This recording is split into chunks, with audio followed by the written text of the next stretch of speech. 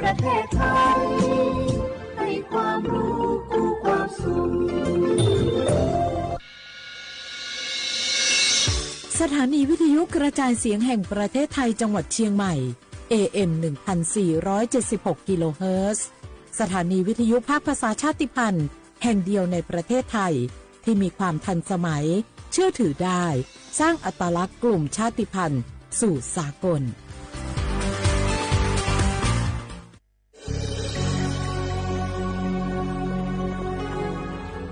เกิดเป็นคนไทยเติบโตบนผืนแผ่นดินไทยจงภูมิใจในความเป็นไทยชาติไทยเรานั้นนับเป็นชาติที่มีความเป็นมาเก่าแก่ยาวนานเรามีภาษาวัฒนธรรมและมีสิ่งต่างๆที่เป็นเอกลักษณ์ให้เราได้ภาคภูมิใจในความเป็นคนไทยเราควรเห็นคุณค่าและมีความรักชาติหวงแหนแผ่นดินอันเป็นมรดกของบรรพชน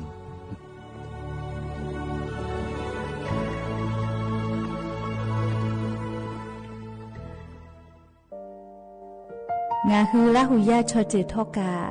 ไทมีกเวจอมออเอโลอาสะและไกเปวิทัปปะตองาฮือมีมาลูจาเวโยงาฮือมีเวอเอโลแลมีจอมอเวอปาโลเกโลมุนมาโคโลโกอิเปเวโยงาฮือเตกาเลเลกางาฮือมีจอมอเอโลทะหะเวอคโลยอทะคาทากะดอนอเชตุโยงาออโตแลละหุชอเจเวอตาละหุคอเป้าเสมานาคาโบเพวิโย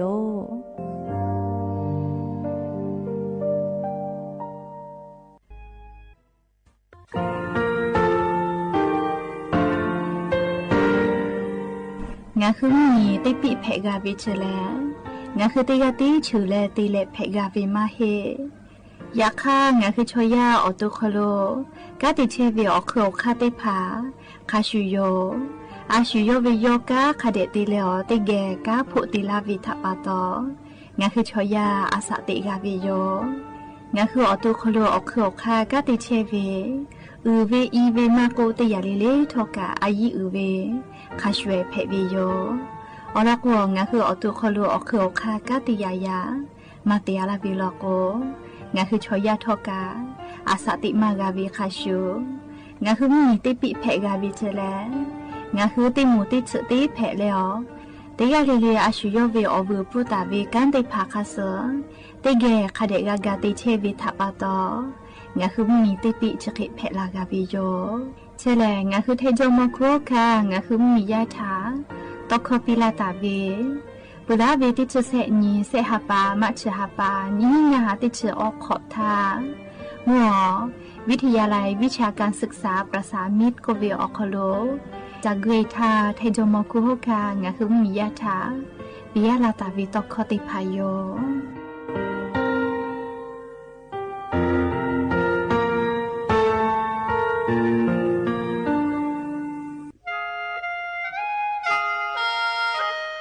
คณะรัฐมนตรีมติจอตาวิคาสนิชกอนิติชหปานิหิงาหาขอชิสขอวิอยาวคโลมติจอเลจิชิตาวิคาสงาคือมียาบะติเวพ่อปะหะจอเชเวงาคือไทมีกขอเชอวิชติภาทะบะติปีแต่กุเลจิชิตาวิคาสมีเวอเลียวค่ามาตราติชสอคโลกุบุตาเวงาคือมีอคโลชอตอชลุพ่อเวพระราชบัญญัตินิหิงาหันชนิขอคโลกุบุตาวิคาสไทมีกคโลพอลุลาเลเชลามอวิชติภาและทะเบียนประวัติภาคเดเจจอวิชติภาไทมีกคโลลุลาตาวิมีเวอเลียวค่ากฎหมายคาสคเดลุลาเลเชเพตุอโปงาคือมียติภาษาสถานะคนต่างด้าวเข้าเมืองโดยชอบกฎหมายก็วิบะติภาติปีแต่ก็แลจิชิตาวิโยเปตาเลมาตราสทวิอคโลกโกบุตาเวพระราชบัญญัติสัญชาตินิหิงาหาหิขออคโลกโกบุตาวิแลงาคือไทมีกคโลปอวิชอไม่กะอปออิติภาไทมีกคโลเชมอและทะเบียนประวัติอคโลบะมาโจเฮวิกายาติภาแลสัญชาติไทยติภาลอเพวิเจกุทิออติอคโลโลโกสำนักบริหารการทะเบียนกรมการปกครองออติอคโลกาจาจาดาเลกาจาลอยวิเจออกาญูเวตันจาวติภาแลเนคือ คือทะเบียนประวัติค่าซื้ออเภอซานาออกคโลอาจุยากาเตเวอเหนียวยาออกคโลจะลอยเพวิเจนี่ชกอนี่ติชหาปานี่หิงาหาขอชกอขออุสจิแม่เจกาลิงาคือไทนิกอคโลมาติคอรมอนี่ชกอนี่ติชหาปานี่หิงาหาขอชสขอออกคโลจีชิตาเวค่าซื้องาหุงนี่ยาบะติพามาจอเฮเวไม่เลกะบะมาจอกะไทนิกอคโลเจเชเพตุเวบะติพาติปีแต่โกเลจีชิตาเวค่าซื้อติปอกอยู่เวลาเลนอลาวิโยแม่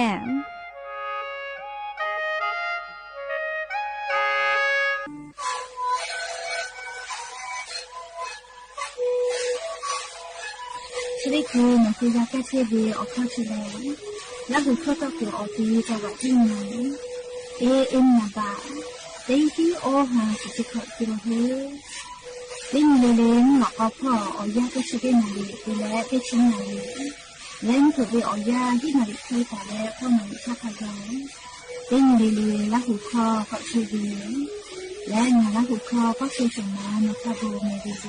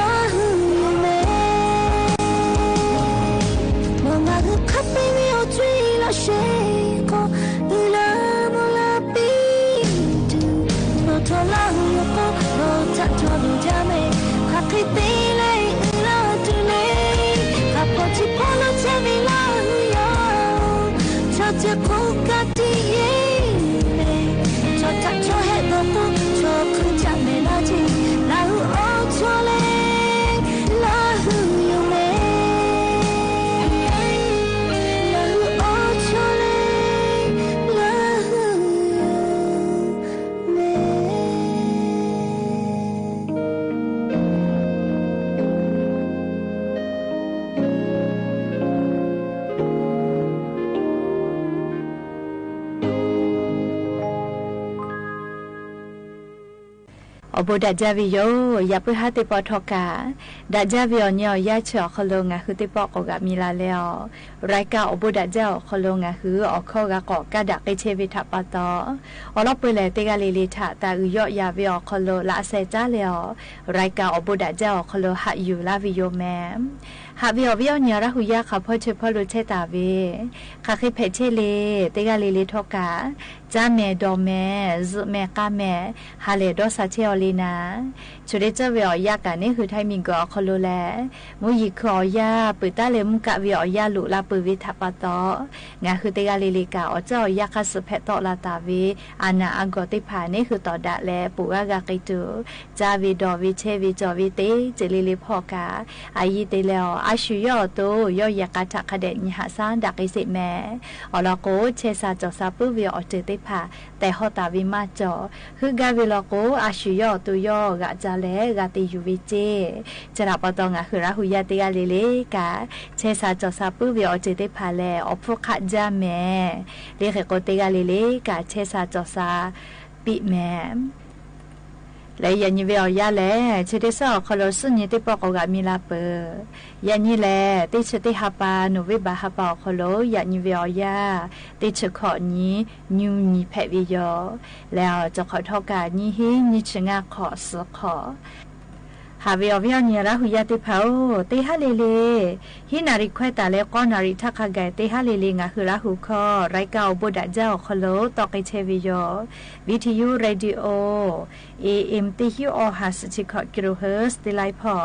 เวตาเลกันยิพอติพอ Facebook Fan Page สวทเชียงใหม่ AM 1476พอกะไลฟ์สดติดต่อไอเชวิโย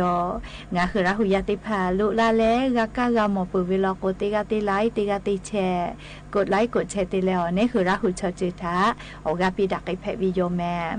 และยันยีเวียวยาคโลกาจะได้สอบคโลแลซึ่งนี่ได้บอกโอกามีลาปืนแม่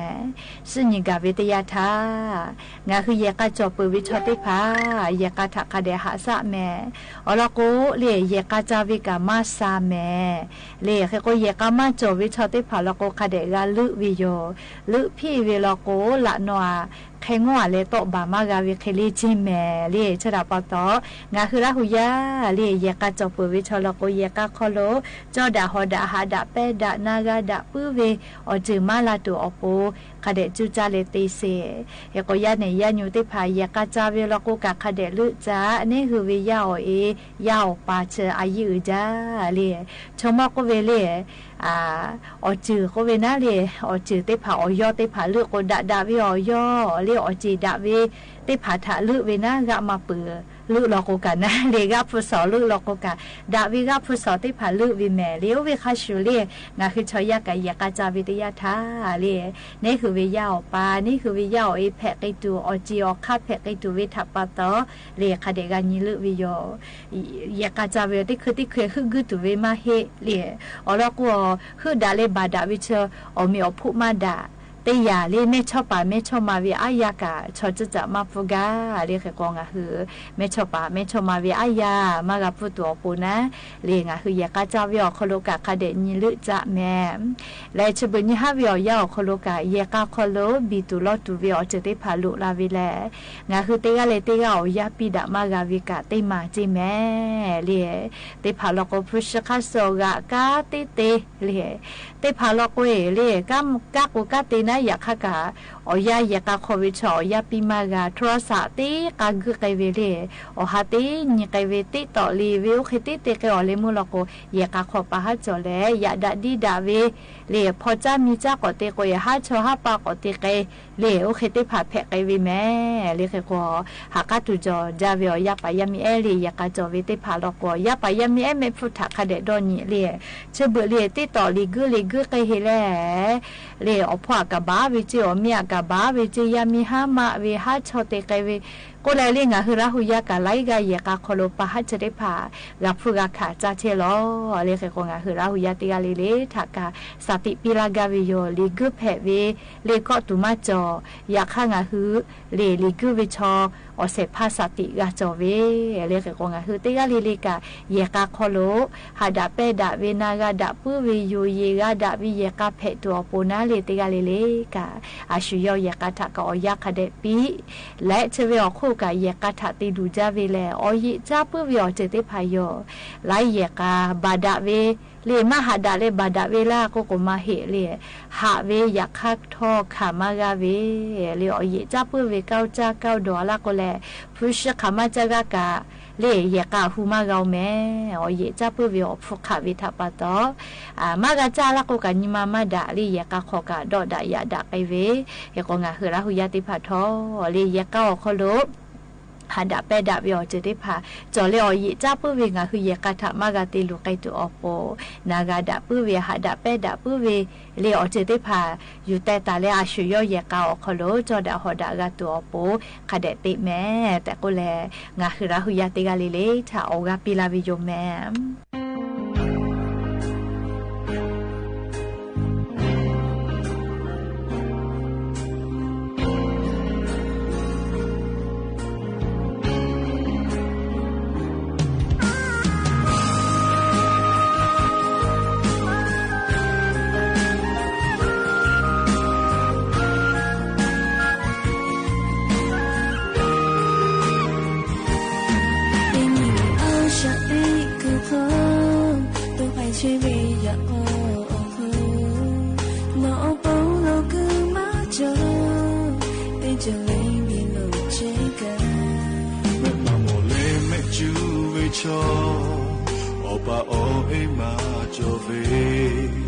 就西弗古尼亚塔，阿许提亚嘎比哈夏杜雷，就这样看，他就切罗，切不下来，龙被抽他，心人哈夏，莫嘎比龙耶稣基督，我嘎贝塔西达托，他是千美就哈波。Nga hu we go baby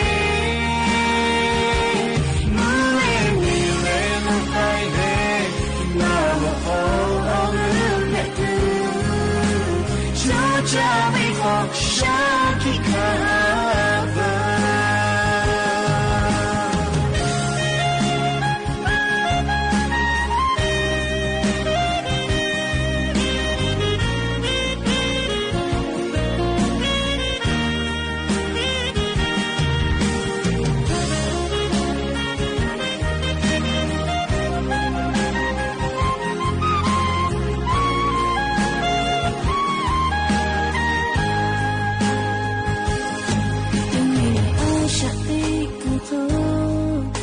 chỉ vì ya o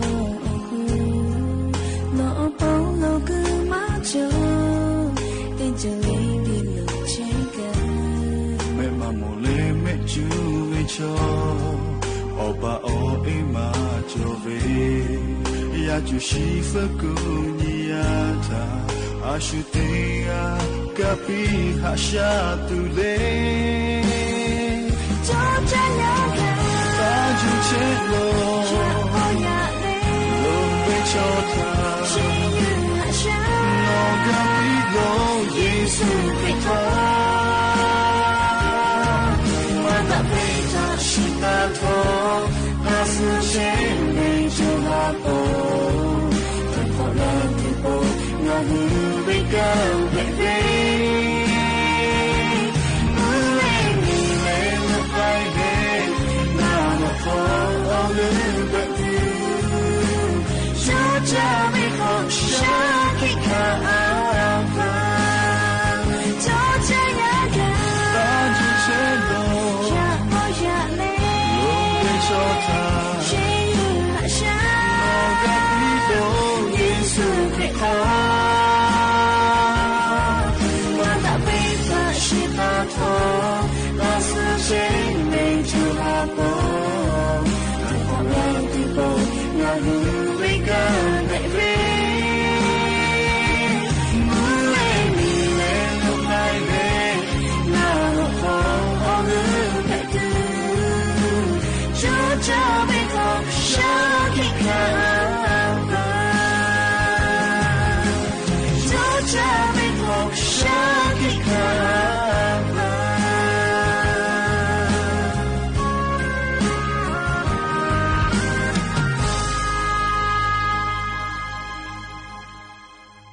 ฮาวิอวิอเนี่ยละหุยาติพานี่คือชอยาแลติปอติยาลโกนี่คือวิอุโนเนชติพากายเยมาดอมาจาวิทยาธางาคือตอกเกือกาวิอจิติพาลโกกะติปอก็ลุยพุจาเลียคเตเลงาคือมาตอกเกือกาวิอจิติพาลโกกะติปอกะทากะก็ตอกาปุวิกะจวิโยเลชอยาเชอะโลเพหาจาลิชอยาวิญมาแลฉลาปะตอเลยันยิงาคือชอยาโทมาเตเลลุยปุเวเลลุยเวถ้าจะดาวิอร้อยติดผาอยู่เวลาแลเลี้ยววิอเนี่ยละหุยาติดผาถาโทมาลากาวิยอมชอยาแลไล่ปอเลยยาวิออคโลนาปอชกานากาปุวิชอมาชุดาเลติกาเจติตอยัววิกาติกาเลติกานากาวิมาชุดาเลชดาปะตอเนหุชอยาอุโนเนชกาติกาเลติกามาชุดาวิยอเตกากาลกูอุโนเนดาเลตอกาปุเวเลโทมากาตอกาปุอาเลหิกาชืจายาคาติพาพาลกูลิฮิกามาชื่อเลมาดอกาปุเลอุโนเนชกามาตอกาปุเวจะเคจวิโยเลแล้วงาคือชอยาชกานิมาอคโลดอเชวิกามาชุดาชอยาเชนิมาดอกูอุโนเนอคโลลุยกัวเปือกงาคือหมอกพอตอลาเลคือเซลาเซชอเตกวิโยจิเมเลก็ยันยิงาคือมานากาปุเวเลลุยปุจาเวจะเคเพวิทยาธาเลงาคือนิมาถาจาดาวิโยจิเมก็กาเวเลเนคือนิมาชอชดออุดอเตโกต่อจอวิอจะได้พาเราก็ลุยเวเลดอมาเวทปะตอเลจิเลยามาดอตาวิอจะได้พาทาเราก็เตจอเวกาอายุเวกาลุยปุเวจะเคจอวิโยเลเนคืออุโนเนชกามอาทิอาทอคลีอยู่จิเมเลคาทากะคาเดเยเชลโกจุเวนะยาคาทิอาทอจะได้พากะมาเยโมเวลโกยอตายเลเลเลมุลโกอาทออยู่เลโซวิกาเลชอวิกามาจะปื้อเปื่อยไกปื้อวิโยเลโอวิคาชูนี่คือวิชอยาวิอุโนเนจะได้พากะคาทากะกาอยู่เยเทวิโยมาเยเวลโกเลลุยปื้อเวจะเคไกวิโยเลอุโนเนมาดาโอวินาเลคือโกงาคืออุโนเนจะได้พามดาจอโปงาคือตอกากาวิอจะได้พาคาเดตอกาปุจอโปในหุนิมามากาสุสาเจติแมดอหากาหาวิอจะได้พากาในหุนิมาอคโลชมามาตาก็คือจิแมและเรื่องคือลุยปุเวจะเคมากาเพตุนาเลอายุจาเวเลเรื่องคือจาเวดอเวเชเวจอเวได้พากาจาดาวิโยเจจาเวลโกเลอบูจอเวได้พาคาเดจาจอเวลอเจเมเลงาคือโนเนจะได้พาคาเดดาเลอลุยปื้อเวอานามากาเพกไอจูอโปนะและเชเวอโคกาเลงาคือนิมาซาตูเลดอหากาหาเวอจะได้พานี่คือนิมาอุโนเนอคโลชมามากาวคือจูอโปนี่คืออตุกา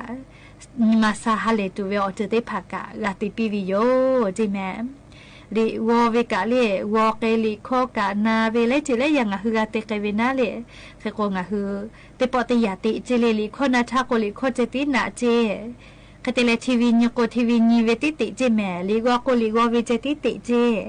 ติปอวิอยาโคโลเจติเลญยาเซยาติเกพอเลคเตเวลโกเนหืออุโนเนชติพัชกามาตอกาปุวิโยจิแมและเลนี่คืออุโนเนกาเลอะทอมาเยเวอพุคอกุเตอะเลยอตาเลมาจุเจโอเคมากาเพตูเลอุโนเนชติพากาดอนีเลกาเยเชวิโยจิแมจะบึนี่ฮาเลก็ตุอุจาเวโรคอัลไซเมอร์ก็เวอาชุยอตุยอกามันโนเวนาเลอานาเชเลมาเวชโมชอเกติพาเกโลเพมาวิโลจิแมคเตเลลีอานาเชติพาเพมาวิทอกามาเวชโมเลออตุคออานาจอเวเลไลเจเลอานาจออาสติคืออคโลปาฮาเลเยกาขอปาฮาจเวเยกามาจมาหอดะบาดะเวมาโกเลจะเคเวติผาแผวิชอติผาเกโลอานาโรคอัลไซเมอร์ก็เว มาโตกับปุ๊บเปื่อยเวียอันน่ะจะได้พาแพกไอเวียล้อจีแม่อันน่ะจะขัดให้ต่อก็ดูเรียกก็เล่อาชุยอตัวโยอเมกะมาโตกับวิโยจีแม่เล่คติเลลี่เย่บ่าวป้อจะโตลาโกเล่ก็คืออยากก็กะก็จะมาเกาจีเล่เย่กับมาโตกันนะโอยาป่าโอยาเมียกะมาโตกับปุ๊บเปื่อยจะแขกไอวิโยจีแม่เล่อ๋อเจ้ากะเล่มากะจะสิติกวิโยเจ就家里我去看到个地方，看到家的车位，为把这个做哩有个，前面车子拍位有，要过来哩有一这个做位有这，哦，สุเกะก็เลยโยยาโยมาทาละออกมาจาละงาอมุจักก็เลยสุเกะคดิจักก็ตัววิโยเจอแต่เราก็เลยขอก็อจะบัววินาเลยคดิจักคดิตัววิอยากคเลยโยมาตัวกับปุ้ยวิอันน่ะโอเคเพวิทับปะตอเลยจ้ากะเลยเจ้ากับมาจาสิโอเคติดอกวิโยจิเมเลยเฮก็ยามาจาละก็ตัววินาเลยชุมาชีวิตเราก็กะอแต่ดอกก็เลยยาติผักกันไม่พูดเลยข้าใจลูวิโยเลยเฮก็เลยเนี่ยคืออเปาเตพาทักกาลิงะคือคดีการหาซาปิวิโยอตูคอโลอานาโจมาวิมาโกโดมาวิจเคแพทย์วิทยาชาเลโรคอัลไซเมอร์ก็วิอานาจะได้ผ่าอาสากาลวิทยาชาเลแพทย์กาลวิโยจีแม่และจะบุญฮาเลชมติมาให้แม่เลยยาเนี่ยยายุงเกโลกาแพทย์ตอลาเชโอลิมาโตกาปื้อลุยปื้อวิอานาจะได้ผ่าอยากให้จ้าเจ้าวิทย์ไขมาให้น่าเลย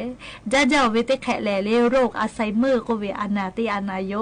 เลยมาโตกับปุ๊บเปื่อยกันวินาเลยโอเควิธีผ่าอนาชกะก็ตูจ้าเลยเคก็อย่างนี้งาหัวโตเลยเชซาจอซาปื้อเลยมานามาก่อเลยอนาชกเวมากะแพกไกสิทักกะงาหัวโตท่าอายุคดีติเลนหักซาวิโลโกดักดูโยแม่แต่ก็เลยอวิเอานี้แล้วหุยาติพัทธาเลยปื้อเวอนาอโลติพายุเวลาแล้วชกชิลาวิโยแม่และอย่าเพื่อให้ติปอชิลากะลาติเวอโลติพัทธาชกไม่เจดีโยแม่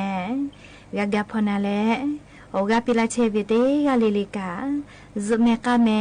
เชซาจอซาเลซอปอเวอญอยาอคโลงะคือเตกาลิเลทอกาดาวิอญอยากาปิเมอบูจาเตกาลิเล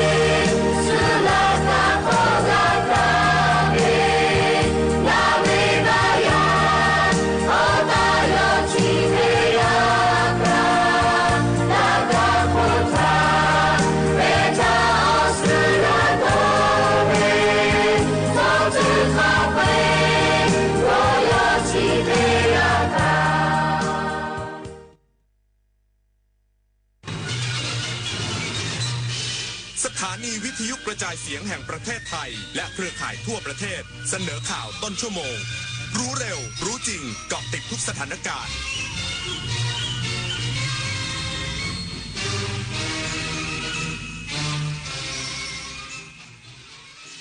รับฟังข่าวต้นชั่วโมง 21 นาฬิกากับชลธร จัญญาครับกระทรวงพาณิชย์พร้อมผลักดันการเจรจา FTA ไทยเกาหลีใต้ให้สำเร็จลุล่วงโดยเร็วอีกสักครู่กลับมาติดตามรายละเอียดครับ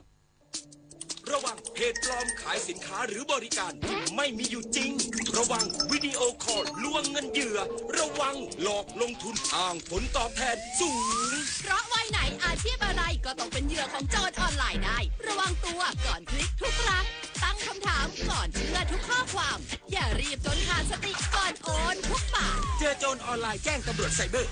1441ตลอด24ชั่วโมงจำไว้ให้ขึ้นใจรีบโอนโจรยิ้ม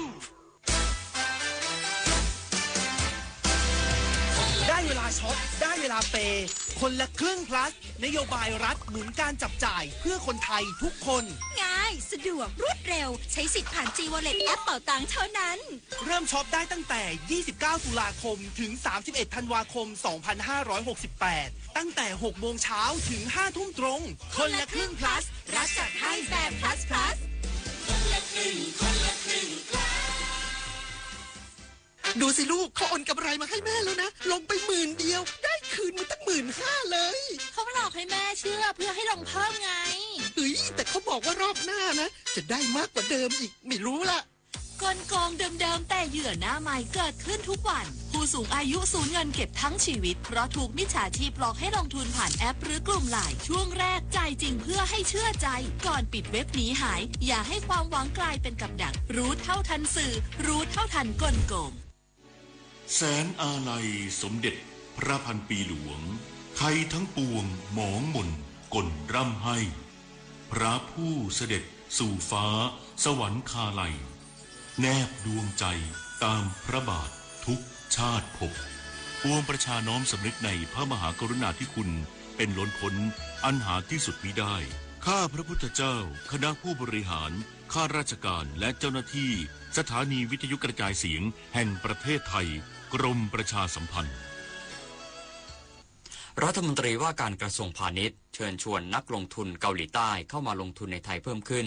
พร้อมผลักดันการเจรจา FTA ไทยเกาหลีใต้ให้สำเร็จโดยเร็วนางสุภจีสุธรรมพันธ์รัฐมนตรีว่าการกระทรวงพาณิชย์เปิดเผยถึงผลการหารือกับนายปาร์คยงมินเอกอัครราชทูตสาธารณรัฐเกาหลีประจำประเทศไทยว่าได้มีการหารือถึงการผลักดันให้การเจรจาความตกลงหุ้นส่วนทางเศรษฐกิจหรือ FTA ที่ครอบคลุมไทยและเกาหลีใต้ประสบผลสำเร็จเพื่อยกระดับความสัมพันธ์ทางเศรษฐกิจสู่การเป็นหุ้นส่วนเชิงยุทธศาสตร์รอบด้านทั้งนี้การเจรจา FTA ไทยเกาหลีใต้ซึ่งกำลังดำเนินการอยู่ในขณะนี้จะเป็นข้อตกลงที่ช่วยยกระดับความสัมพันธ์ทางเศรษฐกิจการค้าและการลงทุนของทั้งสองประเทศให้แข็งแกร่งยิ่งขึ้นเพิ่มเติมจากความตกลงการค้าเสรีไทยและเกาหลีใต้ที่มีอยู่เดิมโดยทั้งสองฝ่ายเห็นพ้องที่จะเร่งเดินหน้าการเจรจาโดยมุ่งมั่นที่จะให้ได้ผลลัพธ์ที่เกิดประโยชน์ร่วมกันหรือวินวินรัฐมนตรีว่าการกระทรวงพาณิชย์ยังได้เชิญชวนนักลงทุนจากเกาหลีใต้ใช้ไทยเป็นฐานการผลิตทั้งนี้ปัจจุบันมีนักลงทุนเกาหลีใต้เข้ามาลงทุนในไทยกว่า400บริษัทพร้อมยืนยันว่ารัฐบาลไทยมีนโยบายที่จะปรับปรุงกฎระเบียบต่างๆให้มีความโปร่งใสและอำนวยความสะดวกต่อนักลงทุนต่างชาตินพศรแก้วคำรายงานการทางพิเศษแห่งประเทศไทยแจ้งการปิดเบี่ยงการจราจรทางลงดินแดงทางพิเศษเฉลิมมหานครตลอด24ชั่วโมงเพื่อดำเนินการก่อสร้างปล่องระบายอากาศของโครงการรถไฟฟ้าสายสีส้มช่วงบางขุนนนท์มีนบุรีผู้ใช้ทางยังสามารถสัญจรได้3ช่องจราจรการทางพิเศษแห่งประเทศไทยหรือกทพ.กระทรวงคมนาคมแจ้งการปิดเบี่ยงการจราจรทางลงดินแดงทางพิเศษเฉลิมมหานครตลอด24ชั่วโมงเนื่องด้วยการรถไฟฟ้าขนส่งมวลชนแห่งประเทศไทยหรือรฟม.ได้ว่าจ้างบริษัทช.การช่างจำกัดมหาชนเป็นผู้รับจ้างดำเนินการก่อสร้างโครงการรถไฟฟ้าสายสีส้มช่วงบางขุนนนท์มีนบุรีสุวินทวงศ์จะดำเนินการก่อสร้างปล่องระบายอากาศโครงการรถไฟฟ้าสายสีส้มบริเวณทางลงดินแดงทางพิเศษเฉลิมมหานคร จึงมีความจำเป็นต้องปิดเบี่ยงจราจรบริเวณทางลงดินแดงมุ่งหน้าถนนวิภาวดีรังสิตตลอด24ชั่วโมงไปจนถึงวันที่1พฤศจิกายน2572ผู้ใช้ทางสามารถสัญจรได้3ช่องจราจรทั้งนี้ผู้รับจ้างได้ติดตั้งป้ายเตือนก่อนถึงพื้นที่ดำเนินการและติดตั้งป้ายเตือนสัญญาณต่างๆป้ายประชาสัมพันธ์การเบี่ยงการจราจรและขอความร่วมมือผู้ที่ใช้เส้นทางบริเวณดังกล่าวสังเกตป้ายเตือนสัญญาณจราจรต่างๆและปฏิบัติตามเครื่องหมายจราจรอย่างเคร่งครัดเพื่อความปลอดภัยของผู้ใช้ทางจังหวัดขอนแก่นจัดสรรงบประมาณกว่า 900,000 บาทช่วยผู้ประสบอุทกภัย5อำเภอเร่งบรรเทาความเดือดร้อน104ครัวเรือนนายพันเทพเสาโกศลรองผู้ว่าราชการจังหวัดขอนแก่นเป็นประธานการประชุมคณะกรรมการให้ความช่วยเหลือผู้ประสบภัยพิบัติจังหวัดขอนแก่นที่ประชุมมีมติให้ความช่วยเหลือผู้ประสบอุทกภัยในช่วงฤดูฝนปี 2568 ครอบคลุมพื้นที่5อำเภอได้แก่อำเภอน้ำพองอำเภอเมืองขอนแก่นอำเภอมันจาคีรีอำเภอแวงน้อยและอำเภอแวงใหญ่โดยอนุมัติให้มีการช่วยเหลือประชาชนที่ได้รับความเดือดร้อนจากอุทกภัยรวม104ครัวเรือนเป็นวงเงินทั้งสิ้น 936,000 บาทพร้อมได้กำชับให้หน่วยงานที่เกี่ยวข้องเร่งสำรวจความเสียหายเพิ่มเติมเพื่อเสนอขอรับการช่วยเหลือตามระเบียบต่อไปจันจิรางามนุรักษ์สวทขอนแก่นรายงานจบข่าวชลุธรจัญญาอ่านรับฟังข่าวครั้งต่อไปเวลา 22:00 น.ครับติดตามข่าวที่นำเสนอไปแล้วได้ที่ www.thainews.prd.go.th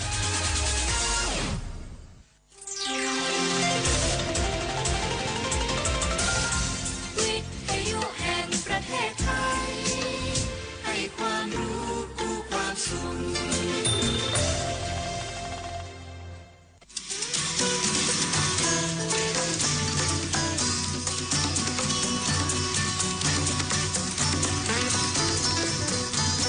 บนเส้นทางของถนนสายนี้เรามีบทเพลงเพื่อชีวิตดนตรีกวีศิลปะวัฒนธรรมวรรณกรรมมาฝากคุณทุกวันเสาร์และอาทิตย์กับเรา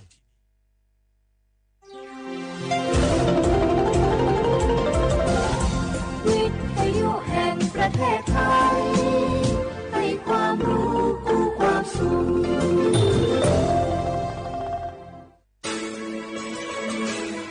สถานีวิทยุกระจายเสียงแห่งประเทศไทยจังหวัดเชียงใหม่ AM 1476 กิโลเฮิรตซ์สถานีวิทยุภาคภาษาชาติพันธุ์แห่งเดียวในประเทศไทยที่มีความทันสมัยเชื่อถือได้สร้างอัตลักษณ์กลุ่มชาติพันธุ์สู่สากล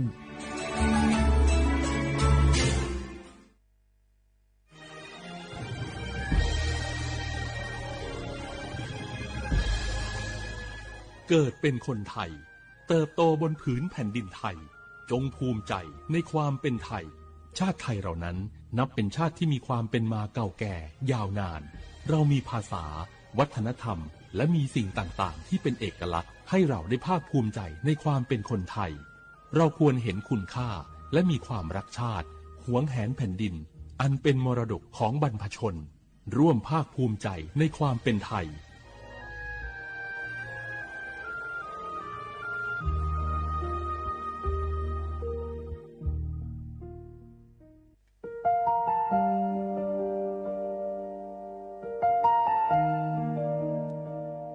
ขอน้อมเกล้าถวายอาลัยสมเด็จพระพันปีหลวงพระแม่แห่งแผ่นดินผู้ทรงเมตตาเหนือเกล้าขอพระองค์เสด็จสู่สวรรคาลัยข้าพระพุทธเจ้าข้าราชการและเจ้าหน้าที่สถานีวิทยุกระจายเสียงแห่งประเทศไทยจังหวัดเชียงใหม่กรมประชาสัมพันธ์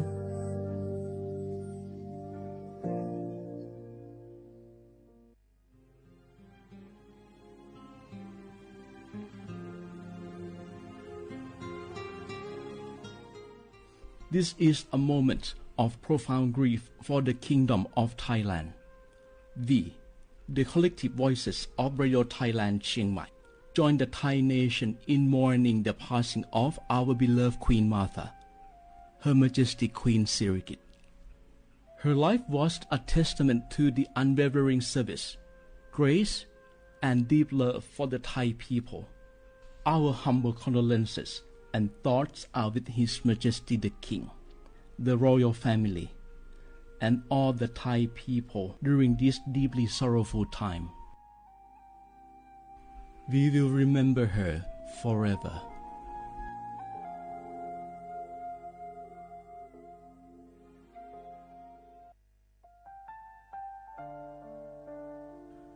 อาเดือไทยมิขอส่งเผาอามาสมเด็จพระนางเจ้าสิริกิติ์พระบรมราชินีนาถ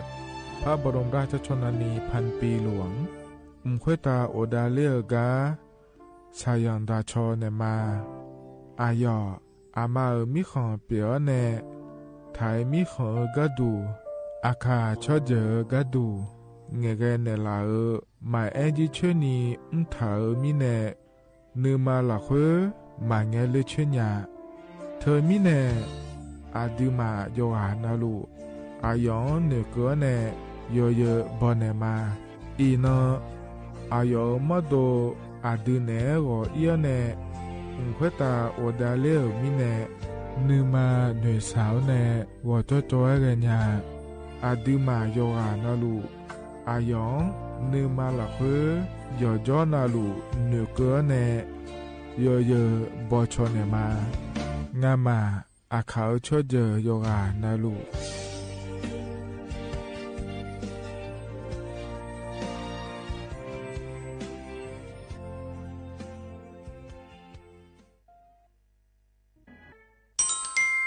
อาเยเนเจลังเงอานานิเชวบาลาเชสีอาคนนิพังอายาโกเชสิเงนอตะกะคณะรัฐมนตรียาบ่จาวโลอาเยนิสัญชาก็กอสาลูเดินชาวบ้านเนก็ดูเดและบ่จางาเดยเนียวเดเธอก็ย่อมมาตรา17แห่งพระราชบัญญัติคนเข้าเมืองพศ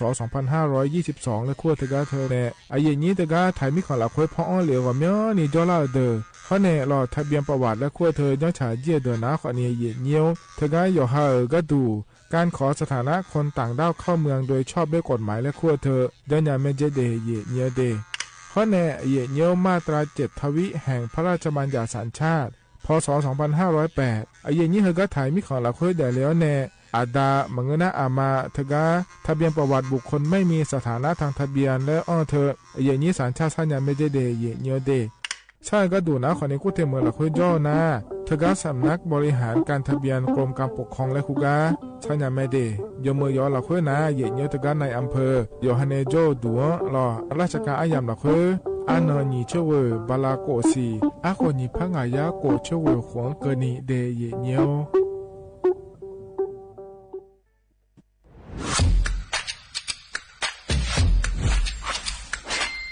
กลับมาแล้ววันนี้กับโครงการคนละครึ่ง plus รัฐออกครึ่งประชาชนออกครึ่งช่วยเศรษฐกิจไทยหมุนเวียนเติบโตถ้าเราช่วยกัน plus ต่อยอดให้เศรษฐกิจไทยเติบโตอย่างยั่งยืนด้วย5 plus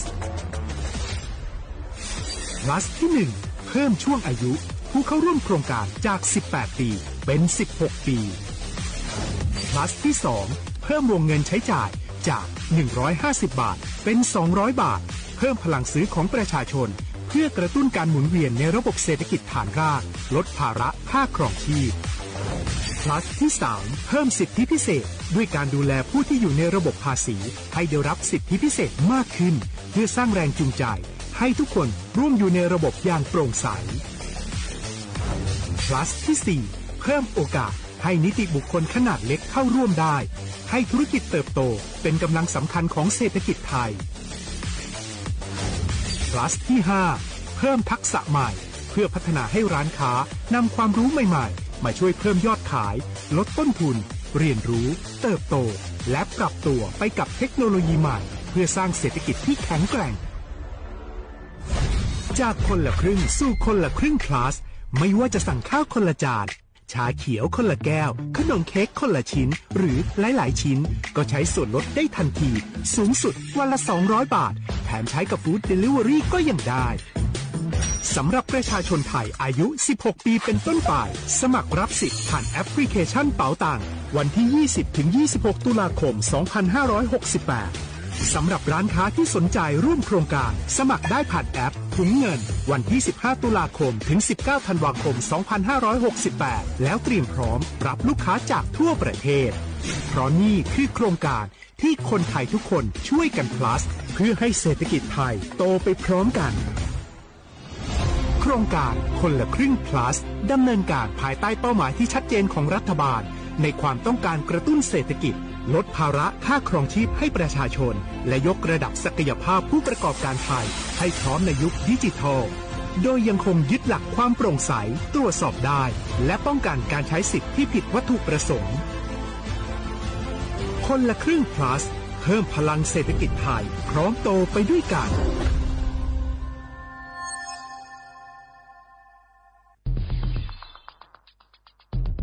แค่3 ปีความเสียหายจากอาชญากรรมไซเบอร์ของคนไทยพุ่งทะลุถึง 94,000 ล้านบาทหรือเฉลี่ยปีละ 30,000 ล้านบาททุก1 ชั่วโมงเราเสียเงินกว่า 3.4 ล้านบาทให้กับมิจฉาชีพออนไลน์โจรไม่เห็นใจคนอาชีพไหนอายุเท่าไหร่สถานะทางการเงินแบบใดหมอพ่อค้านักธุรกิจนักเรียนแม่บ้านข้าราชการเกษียณทุกคนตกเป็นเหยื่อได้เสมอและวันหนึ่งอาจเป็นคุณหรือคนที่คุณรักเพราะจุดอ่อนร่วมของเหยื่อคือความเร่งรีบขาดสติหรือแม้แต่บางครั้งก็เกิดความโลภจนเกินไปอย่าปล่อยให้การกดคลิกเดียวลิงก์เดียวทำให้โจรยิ้มกว้างวันนี้ถึงเวลาแล้วที่คนไทยทุกคนจะต้องร่วมมือกันสร้างภูมิคุ้มกันอาชญากรรมไซเบอร์ช่วยกันหยุดก่อนที่ภัยไซเบอร์จะทำให้คนที่คุณรักและตัวคุณเองกลายเป็นเหยื่อ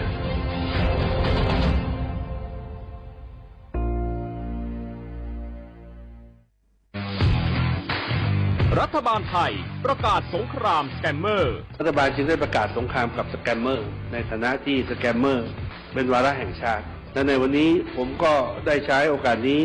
มารายงานความคืบหน้าและเน้นย้ำถึงสิ่งที่เราต้องร่วมกันทำต่อไปรัฐบาลได้จัดตั้งคณะกรรมการอำนวยการป้องกันและปราบปรามอาชญากรรมทางเทคโนโลยีขึ้นมาโดยมีผมเป็นประธานด้วยตนเองเพื่อให้ทุกหน่วยงานทำงานไปในทิศทางเดียวกันเราได้มีการลงนามบันทึกความเข้าใจระหว่าง15หน่วยงานหลักทั้งภาครัฐและภาคเอกชนตลอดจนสถาบันการเงินเพื่ออุดช่องโหว่ทางการเงินและตัดเส้นทางเงินของกระบวนการอาชญากรรมเหล่านี้ให้สิ้นซากรวมพลังคนไทยต้านภัยสแปมเมอร์นายอนุทินชาญวีรกูลนายกรัฐมนตรี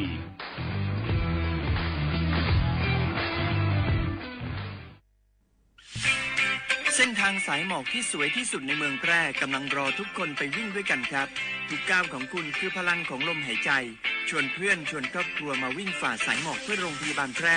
ในวันอาทิตย์ที่7ธันวาคม2568บริเวณลานกิจกรรมหลังวัดพระธาตุช่อแฮมาร่วมกันส่งต่อพลังแห่งความดีเพราะทุกก้าวของคุณช่วยต่อชีวิตให้กับผู้ป่วยในโรงพยาบาลแพร่สมัครได้เลยวันนี้แล้วไปวิ่งด้วยกันในวันอาทิตย์ที่7ธันวาคม2568พบกันบริเวณลานกิจกรรมหลังวัดพระธาตุช่องแฮนะครับขอชอชอเมนเมนเมน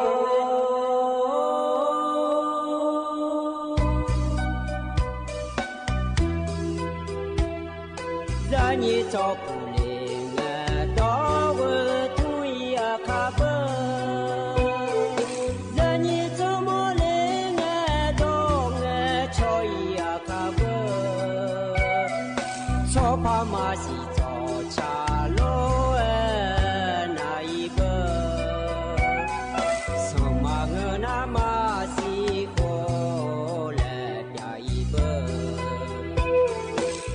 nu ma si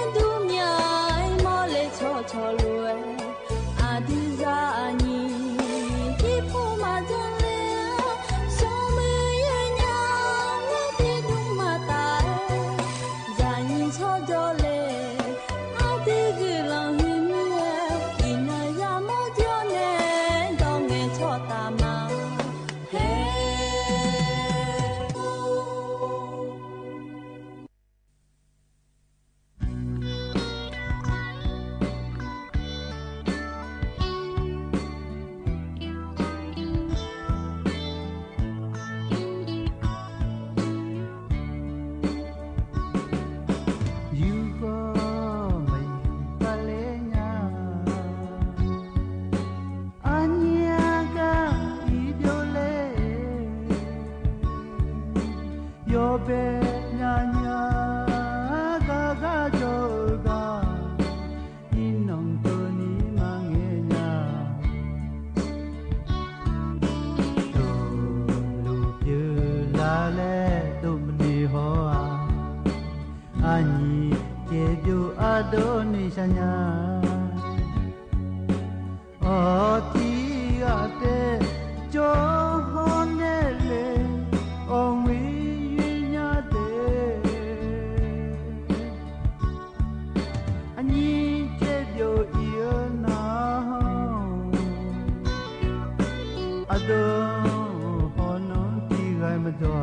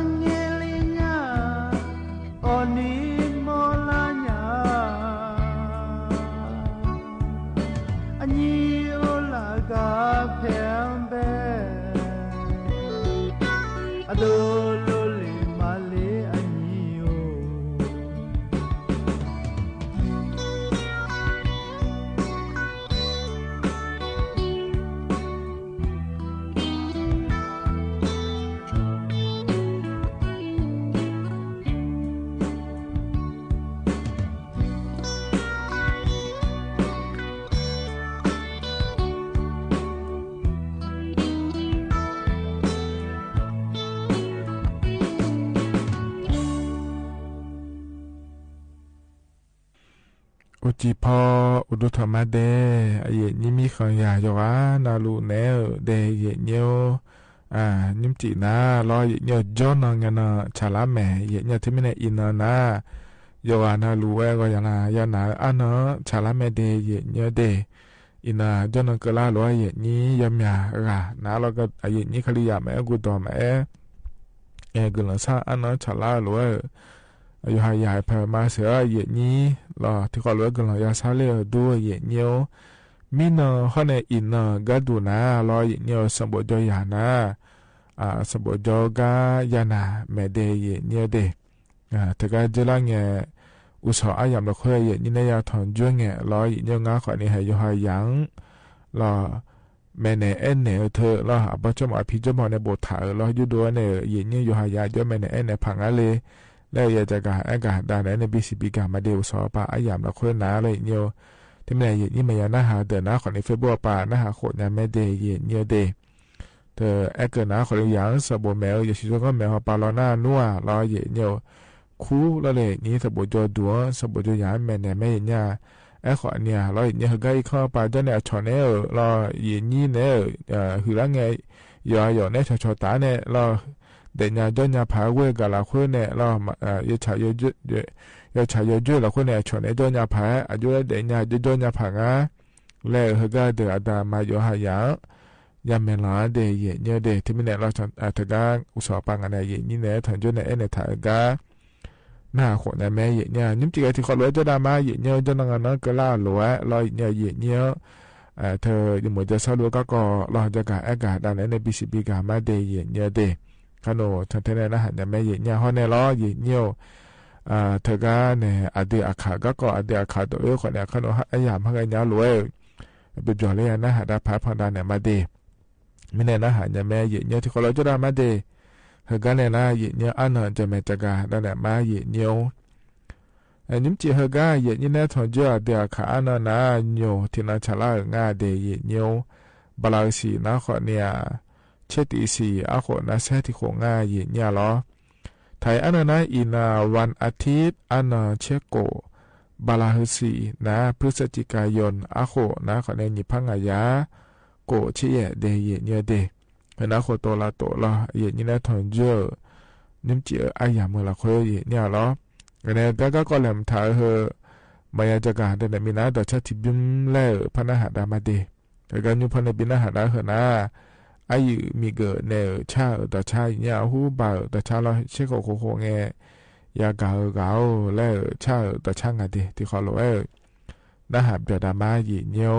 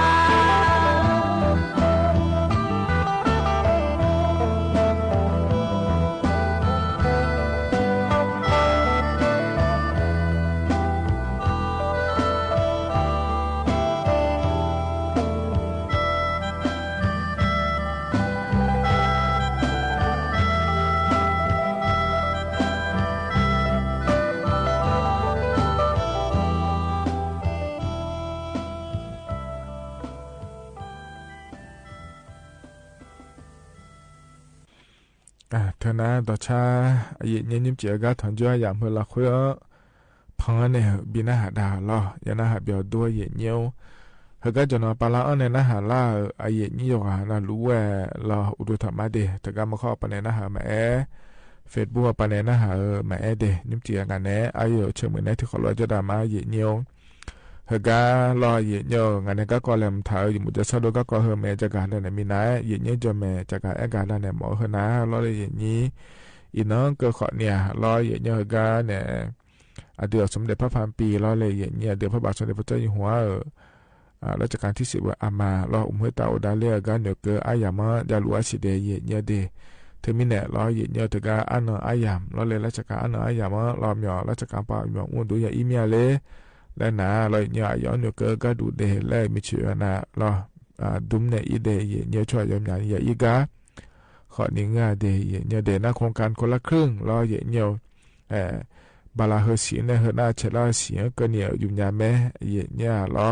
เทียนานีพาบายาเทียนานีพาอุยาบายาแล้วเราเลยเย็นนี้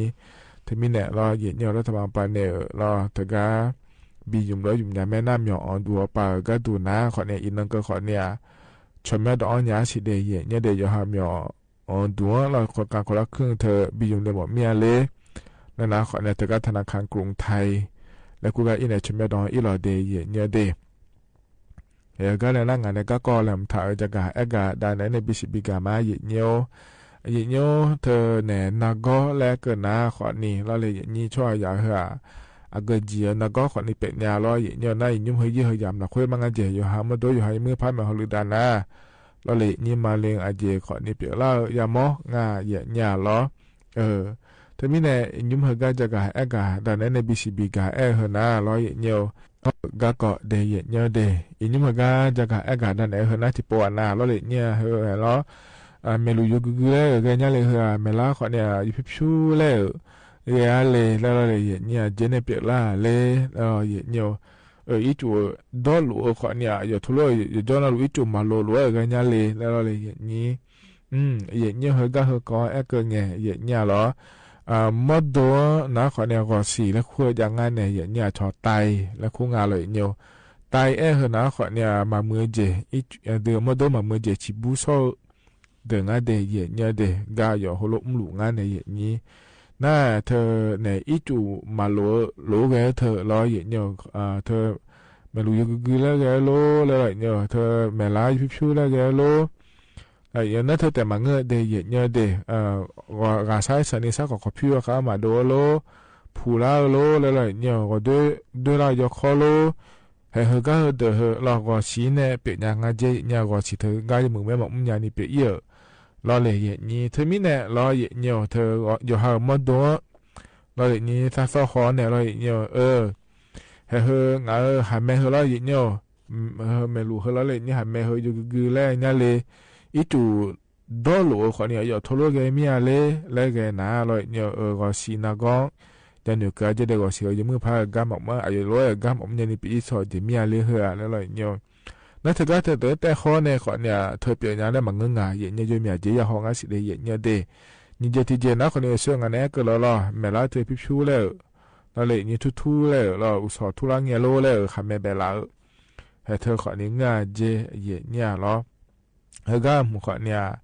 ร้อยเนี่ยเธอเนี่ยก็เสียนะก็เปลี่ยนอย่างเจจะมีแรงอะไรกันนะช่วงนั้นก็มาละเดี๋ยวก็เสียนะมาเมื่อเจแล้วเลยนี่มาเมื่อเจเธอเนี่ยชิบุโซก็ดูเดลก็มหลุมมีเนี่ยน่าก็จะมือพามาอย่างนี้เป็นน่ะ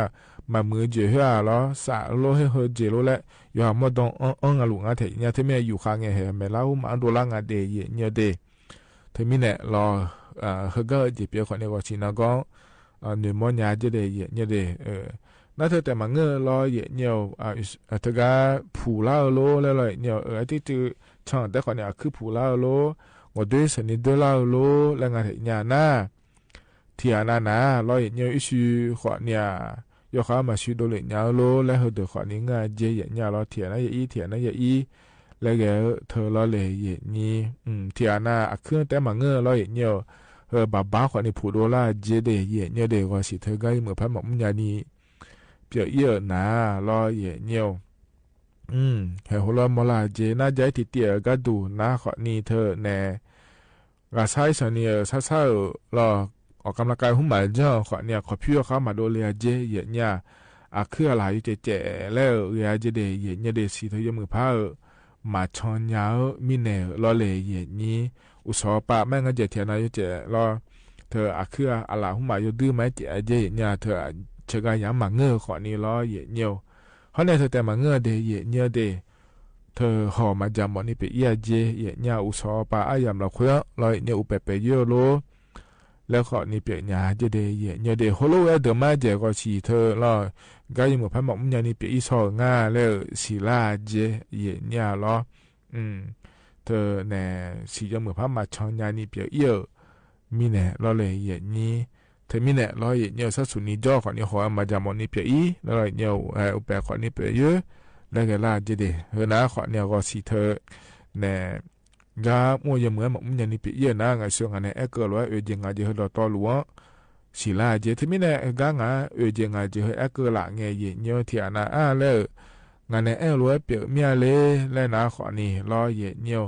หมอจุกไอเนี่ยหมอแบบไอเนี่ยเราแหงอ่ะโลไอเนี่ยเลยแล้วไอเนี่ยนะ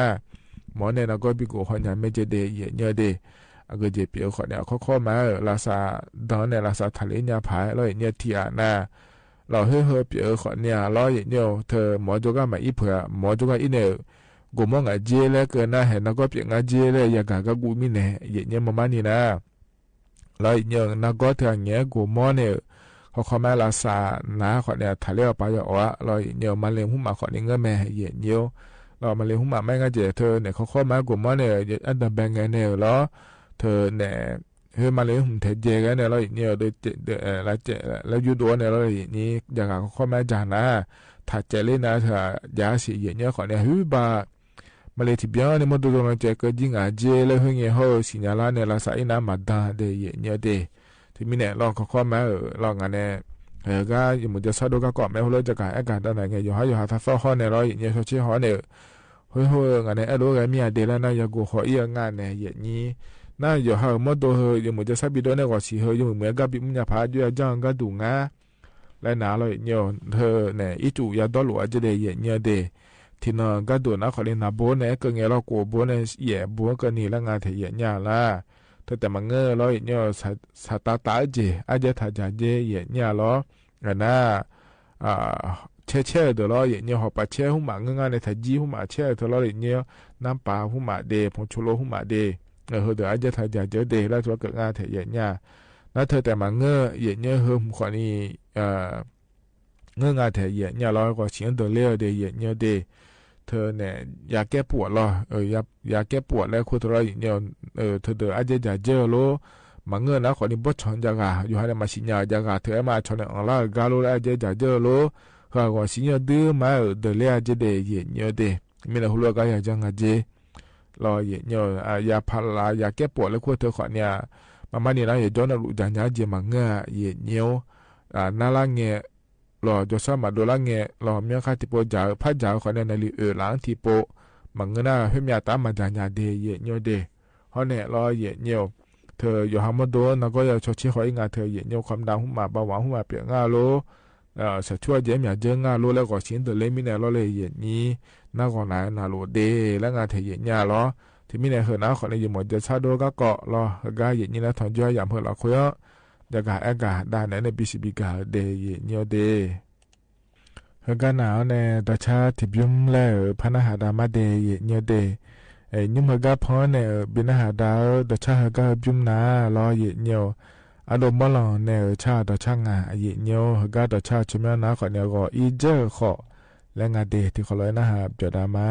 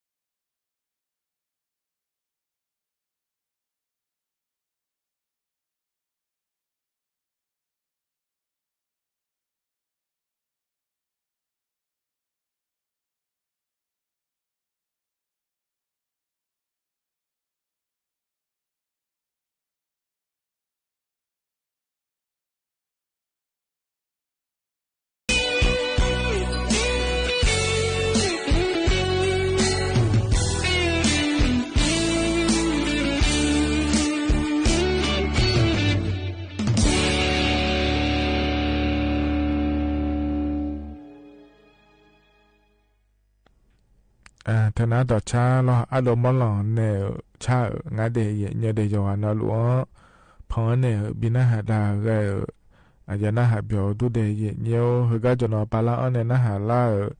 อายินิยวนหลวงดูธรรมะเดยเนียวเดมขอปะเนนะหาแมเฟซบุ๊กปะเนนะหามาลอเลยนี้ที่ขอลอยจะละมางานแนอายุเชื่อมือแนเดยเนียวเฮกันเนี่ยนะเราเนี่ยเธออัดเดืออาคาต่อตาอับบอเนี่ยจะอังถากาเพราะเนี่ยบินาหาดามาเดียบอทลาซังอายุเดลุเงี้ยเนี่ยเธอก็งานกาปังเนี่ยช่องเลยเนี่ยดองถ่ายไม่เนี่ยอยู่มาตัวชิดเจอแม่เนี่ยขอเนี่ยเธอก็อายาดองถ่ายมีเนี่ยเราเนี่ยเพราะเนี่ยบินาหาดาไม่เดียอับบอเนี่ยเธอเนี่ยเราอัดเดืออาคาต่อตาเธอก็เนี่ยถ่ายเฮยยุ่งๆได้ที่ขอเลยนะหาดามา那拉萨的康有阿桑热龙骨，阿婆买水，下瓦家到瓦维扬叫的，胡老嘛从那日巴下来都，有胡呢嘛格拉胡呢嘛做那格拉呢在嘛爱多年呢咯，那边咱呢嘛下那那让都家嘛西来头到那，干嘛？อาคือข้ออีหอคุข้าคุณาก็ถือว่าได้มาเชิงหอมาโมหอมาอีหอก็ลักข้อเนี่ยโยเบียวเงินเนี่ยอาจจะมาชนะอุจิซเนี่ยมาเชิงยามีเนี่ยคุพีดูมาชนะดูแลชาวบ้านชาแล้วคุพีอ่ะบ้าดิสุดสุดท้ายเนี่ยอันนี้หอแล้วละบิลาดานาเจดูก็ดูแลมทันหูลงมาทุ่งนาจะบ้านชาแล้วตัวยูหูเนี่ยมาเกล้าคนเนี่ยมาโดนเกล้าเนี่ยแต่มาไงดูยาเนี่ยหรอเนี่ยเบียร์ร้านเนี่ยมาชนะเนี่ยร้านตัวจะมาซีแล้วทดอน่าก็มาอาคือข้ออีหอคุข้าคุณาก็ถือว่าได้มาเชิงหอมาโมหอมาอีหอก็ลักข้อเนี่ยโยเบียวเงินเนี่ยอาจจะมาชนะอุจิซเนี่ยมาเชิงยามีเนี่ยคุพีดูมาชนะดูแลชาวบ้านชาแล้วคุพีอ่ะบ้าดิสุดสุดท้ายเนี่ยอันนี้หอแล้วละบิลาดานาเจดูก็ดูแลมทันโดมูน่ามาชิวจะกาแล้วโดดูน่าเสียชิวไม่จ่าแล้วอาคาโดดาตุลุจ่าตัวธรรมะที่นี่น่ะมีเยอะตัวขอถึงมาแล้วมีเยอะตัวขอจะเลี้ยงน่าโดมูงเงินเนี่ยมาจีแล้วโดดูทั่วมาลัวแล้วถึงน่าอาคาทั่วหมดโดดาไม่แล้วโดมูโดยมูเงี้ยจะมาชิมันน่าจะกาดูอะไรอ่ะโดยดูเงินน่าเสียชิวไม่จ่าแล้วน่ะยหาโดยดูเงินตัวน่ะอันนี้หเนี่ยโยหังนี่จริงๆชนบิดิเซก็ก็เลยเอกมองเราโดยดึงเงินนะโยหังชนบิดิเซเลยเราโดเงี้ยตัวเดี๋ยวจะนับปัจจัยมาอยู่ปุ่นเนี่ยจะโดเงี้ยอย่างนี้เนี่ยโดเงี้ยมาเชื่อจะการเดี๋ยวนี้เยอะโดขอจะเลี้ยงแต่น่าโดเงี้ยเนี่ยมาเจียแล้วโดยเมื่อที่จะไม่กี่มาบอกว่าน่าโดเดือดทุ่มมาเลยนะโยดึงเงินนะว่าเนี่ยชมมาแล้วชมเนี่ยเนี่ยพวกเงินนะจีชมเนี่ยคือการงับผู้เลี้ยงมันน่าโดยดึงเงินเลยเท่าไรงานคุณเลยเงินล่าแล้วคุณเลยโดยดึงทุ่มเนี่ยมาลัวแล้วโดยเนี่ยมาเจียแล้วที่ก็เอกมัวมาโดยรายชาแล้วมาเจียมาพาดีแล้วตัวมั่วมาโจก็ว่าโดยเป็นที่ก็มันเงินเลยเนี่ยบุตรจีมันเงินเลยเนี่ยบุตรชมเสียแล้วมีน้อยเนี่ยบ้านเลยมั่วมาไล่มีชาแล้วเนี่ยชาแล้วเนี่ยอะไรเนี่ยมาโดยรายชาแล้วตัวมาโจก็จีบุพเนี่ยแล้วมาโจฐานะมันเงินเลยเนี่ยมาเจียมาพาดีแล้วนะ就嘛之后忙到这里做嘛咯，那你到提到那垃圾到拍叫那人家嘞，没批到拍叫那个洗嘞，提到那洗呀要讲要去人家那瞧瞧那人家不会咯，那垃圾到拍叫那人家俺还出的错，俺还路的错呢，叫那店家不咯，家不咯，那说你做那，你说那洗呀的那做那人家或者店家啊、店家啊有些那了后面呢。没批到拍叫那个些，那么那考个他，你好呢，新年呢，瞧瞧米，新年呢，买米，新年呢，就多少米，垃圾到拍叫那个伢嘞，没批到拍叫那个些嘞，佢忙不过来你结婚了。过来嘛就啥都多了，还是去叫的。过来嘛的。嘛通到么从中来嘛爱多了。我让那他通来他，我让你拍来，你嘛拍了好，他爱来这个啊，那个那他爱来， ไอ้น่าชาววังนักก็เยกเลยหอมังเงดอมาละเงยแล้วล่ะสิตาลาชาวจุงทางไงก็นี่ถ้าทุ่งสิเทสิท่าก็เลยหอทางเงถ้าทุ่งแล้วมังเงดอทางเงแล้วมาดอท่าแล้วเยเปียเท่าล่ะน่ามาจะไม่สู้แข่แล้วแข่กันละน้องทัดจ่าแล้วก็มาจ่ายมาโดยาเนี่ยสิกแล้วทัดจ่าโดแล้วดูกูตัวรู้จักเนี่ยล่ะตัวเยเปียดิ那你到去到这个我们不哦，买来年有他咋来，下来年咋当哟？一下就下有啥子啊？地怕俺没有地那个地嘛就不了，下来年来咋他来了，买来年有他咋来，俺那买来哦，是有你有他那么咋你那了。เธอนะข้อนี้อบอสละซ้ออายอเดลุเงลอยงานนกาปาเงชองอ้อนเหลียวเนี่ยรอกันเนี่ยตะก้าเนี่ยดอทยุเท้าเนี่ยยินเนี่ยก็พอเนี่ยบินาหาดามาเดียเดียเขาดอดางานเนี่ยยินนี้ถ้าไม่ได้ยินนี้อย่าชิจก้อนผิดล้วนเนี่ยพี่อบอแม่ล้อน่าหาลุนะข้อนี้แห่ล้อหัวรวยบิจายาหมอเมียเล่อยู่ฮัดเดลุเงเล่แล้วนะข้อนี้ล้อเนียวนากาปาเงชองอ้อนเหลียวเนี่ยรวยบิดองถ่ายเนี่ยแม่เดยยินเนี่ยเดเฮก็เลยนะเย็นเนี่ยยามข้าจะเล่าเฮอายชากาลบินาหาดากมาเย็นเนี่ยล้ออันนี้เจ้าก็เพิ่นในบินาหาดาเฮล้าขอเนี่ยอายุบุอ่อนเนี่ยชางาเดเย็นเนี่ยเดอายามข้าจะเล่าลอยพอบินาหาดาเนี่ยอายามเจียนะขอเนี่ยก็อีมาล้ออุจิยุมเดอาคานึงสอละคาเชตานีทั่วลาวเนี่ยล้อเนี่ยนาลีเย่ล้านเนี่ยก็ล้านเกินนี่ที่ขอลอยพัฒนจุฬามาเดก็อีมาเดอุดุธรรมะ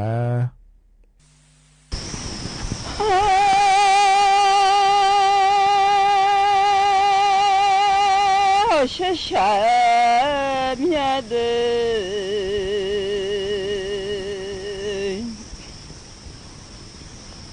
我们下面那铺来了马河，那毛来了马西来老娘。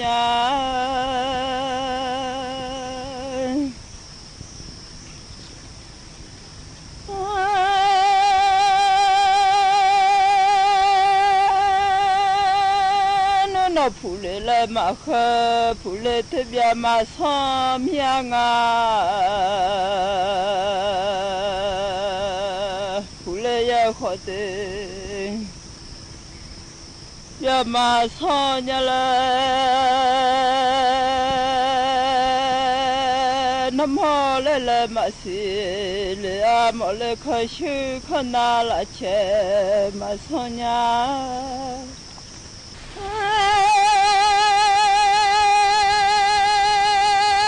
那铺来了马河，铺来了好的边马上呀了，那么来了马西啊，来么来可修可拿，那钱马上呀了，人家闹人你出糗，哎呦啊你都来。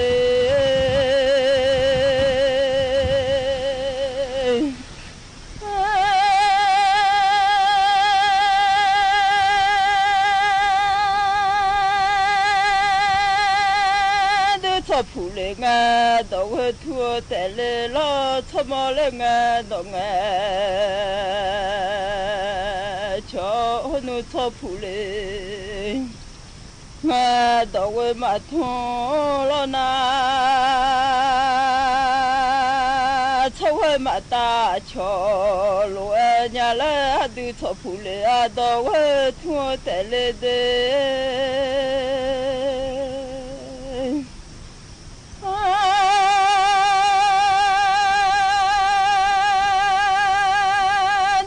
铺来啊，你呀马拉，让你上去马大，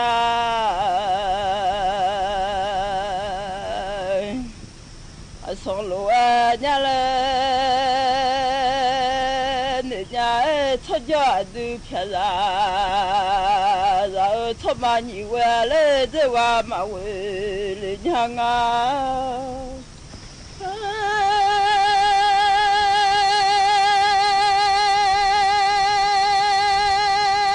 你吵架了都听到，然后那铺来了嘛好伢了，那么好来了嘛是，伢了。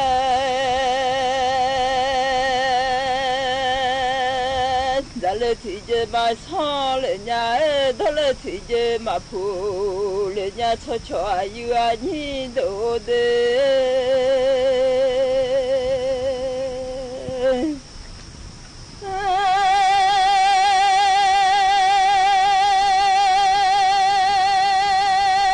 咱弄跑开了呀，马上伢来，咱来跑去要了。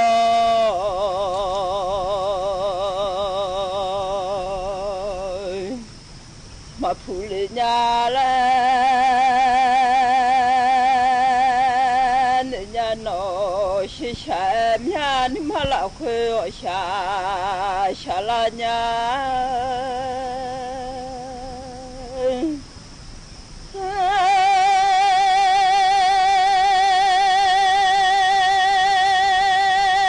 你吵架了，俺都听到。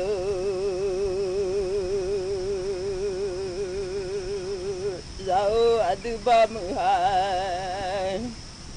娘妈子娘来，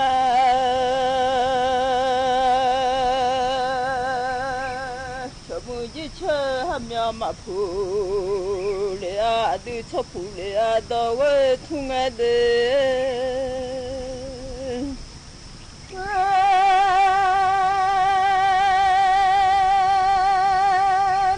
铺米嘛，为路嘛跑来，米人哈铺米嘛，为路跑来咯哎，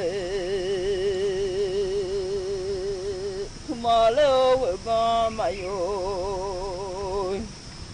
人家来，俺跑米嘛为我又来咯，这样的嘞啊啊，咱老娘。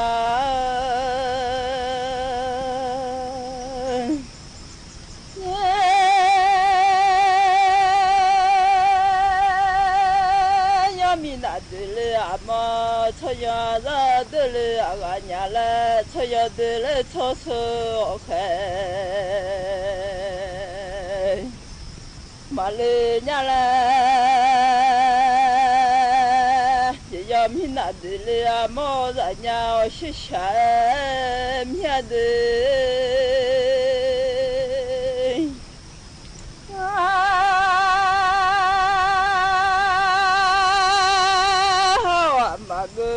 要么呀苦路呀来，叫老妈我要不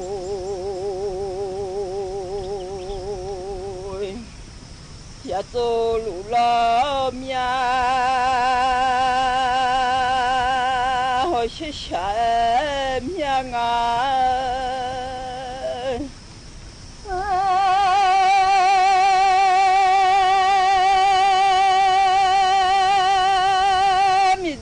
是嘞，俺老头妈我嘞，俺娘嘞嘞，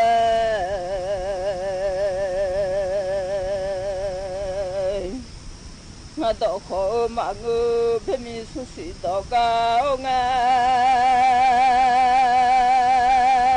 到中午带嘞，孙伢到高俺，到咱没有带嘞喏。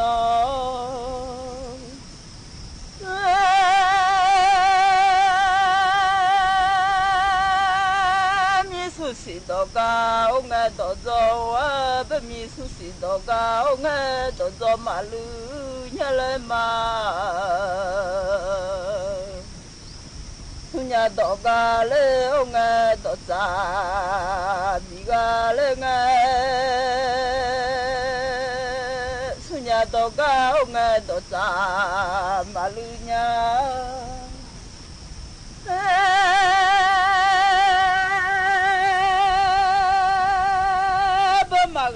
来，乌呀卡路家哎，马个乌康哎，马个，人家来，人家弄俺好下哎面的，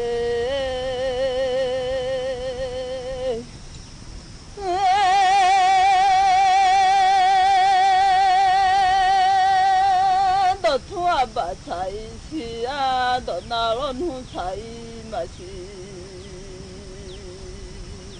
人家是啥面的？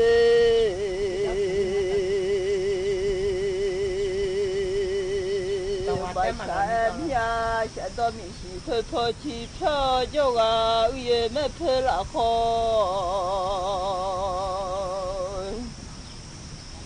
ขอขาโยกา สถานีวิทยุกระจายเสียงแห่งประเทศไทยและเครือข่ายทั่วประเทศเสนอข่าวต้นชั่วโมงรู้เร็วรู้จริงเกาะติดทุกสถานการณ์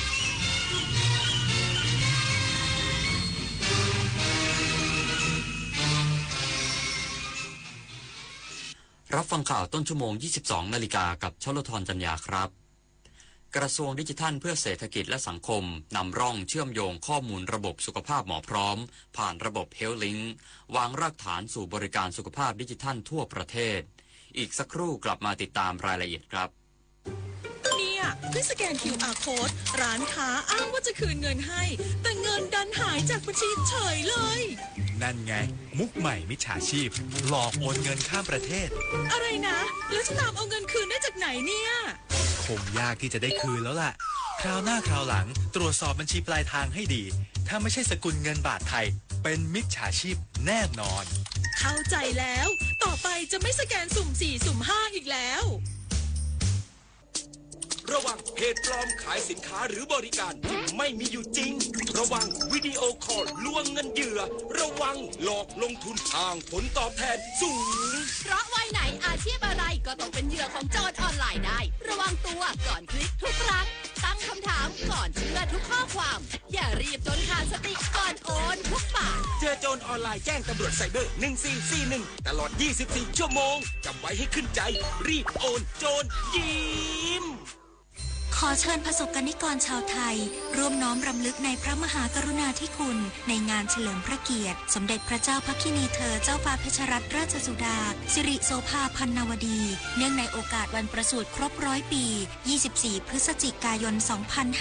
2568 ณ วัดพระปฐมเจดีย์จังหวัดนครปฐมพร้อมกิจกรรมถวายพระราชกุศลเพื่อแสดงความจงรักภักดีแด่พระองค์ผู้ทรงเป็นแบบอย่างแห่งความเพียรและความงดงามในหัวใจไทย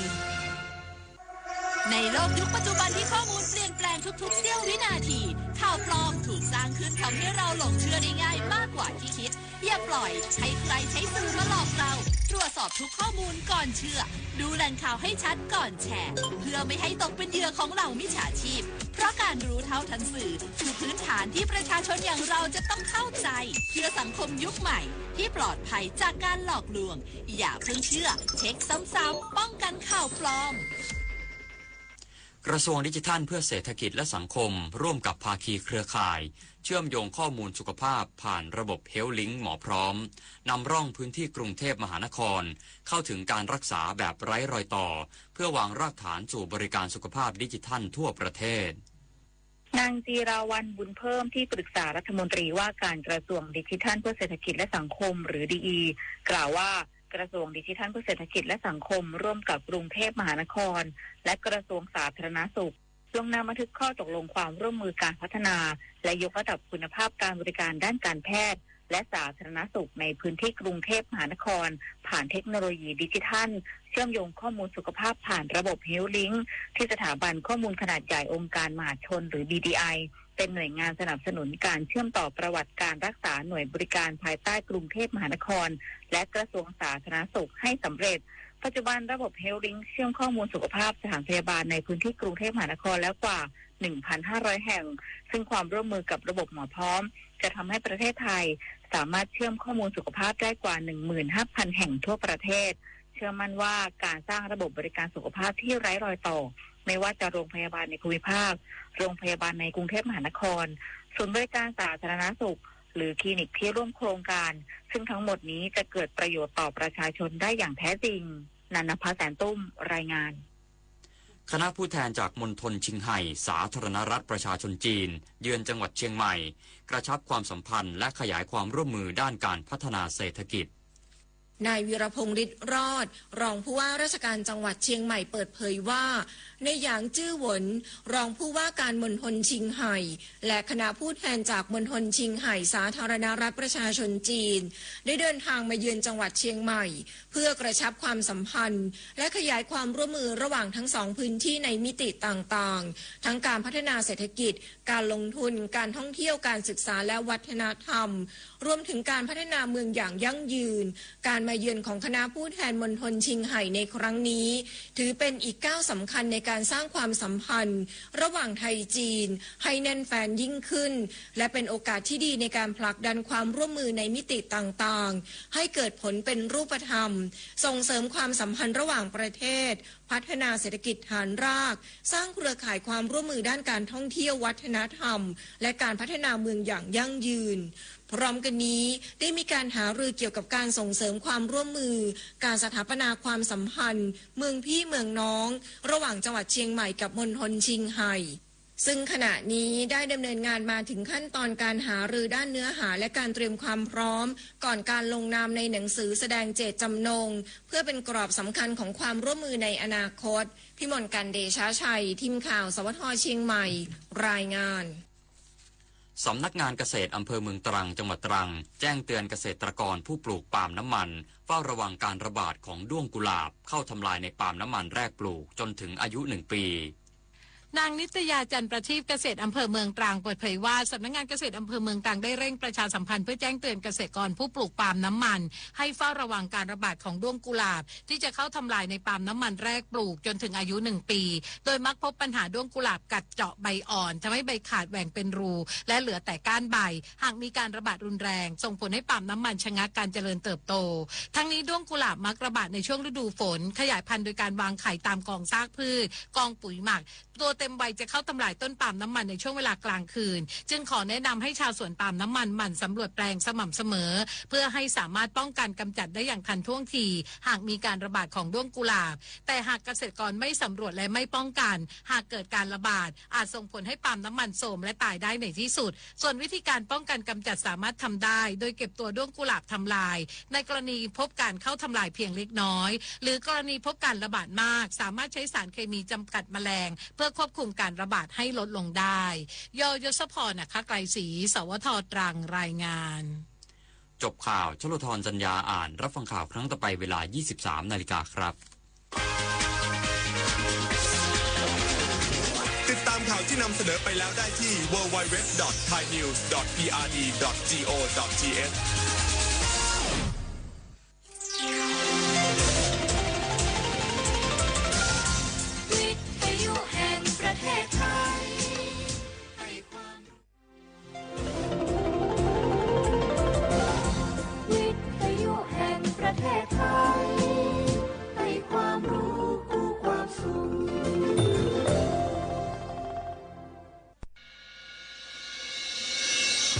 สถานีวิทยุกระจายเสียงแห่งประเทศไทยจังหวัดเชียงใหม่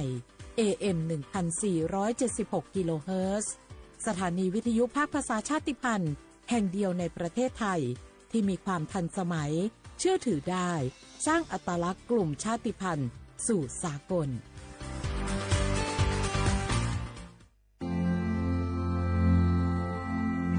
รากฐานสังคมไทยตั้งแต่อดีตจนถึงปัจจุบันเคารพเทิดทูนสถาบันพระมหากษัตริย์เป็นศูนย์รวมจิตใจที่เหนียวแน่นของคนไทยในเวลาที่เกิดวิกฤตทางการเมืองพระบารมีของพระเจ้าอยู่หัวก็ทำให้เกิดความสงบและช่วงที่เกิดวิกฤตเศรษฐกิจปรัชญาเศรษฐกิจพอเพียงของพระเจ้าอยู่หัวรัชกาลที่ 9 พระราชทานให้กับคนไทยก็ทำให้ผู้ที่น้อมนำมาปฏิบัติมีภูมิคุ้มกันและไม่เกิดความเสียหายพระปฐมบรมราชโองการของพระเจ้าอยู่หัวรัชกาลที่ 10เราจะสืบสานรักษาและต่อยอดและครองแผ่นดินโดยธรรมเพื่อประโยชน์สุขแห่งอาณาราษฎรตลอดไปพระมหากษัตริย์ไทยทุกพระองค์ทรงห่วงใยราชเสมอสถาบันพระมหากษัตริย์ไทยศูนย์รวมใจไทยทั้งชาติ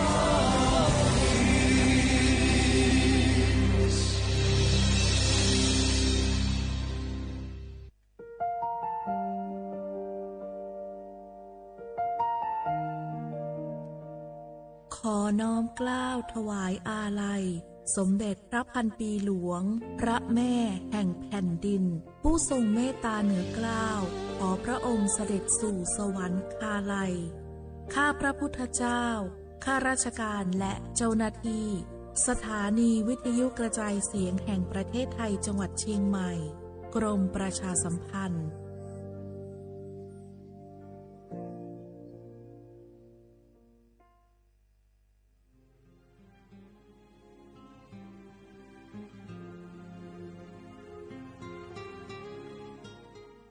This is a moment of profound grief for the Kingdom of Thailand. We, the collective voices of Radio Thailand Chiang Mai, join the Thai nation in mourning the passing of our beloved Queen Martha, Her Majesty Queen Sirikit. Her life was a testament to the unwavering service, grace, and deep love for the Thai people. Our humble condolences and thoughts are with His Majesty the King, the royal family, and all the Thai people during this deeply sorrowful time. We will remember her forever.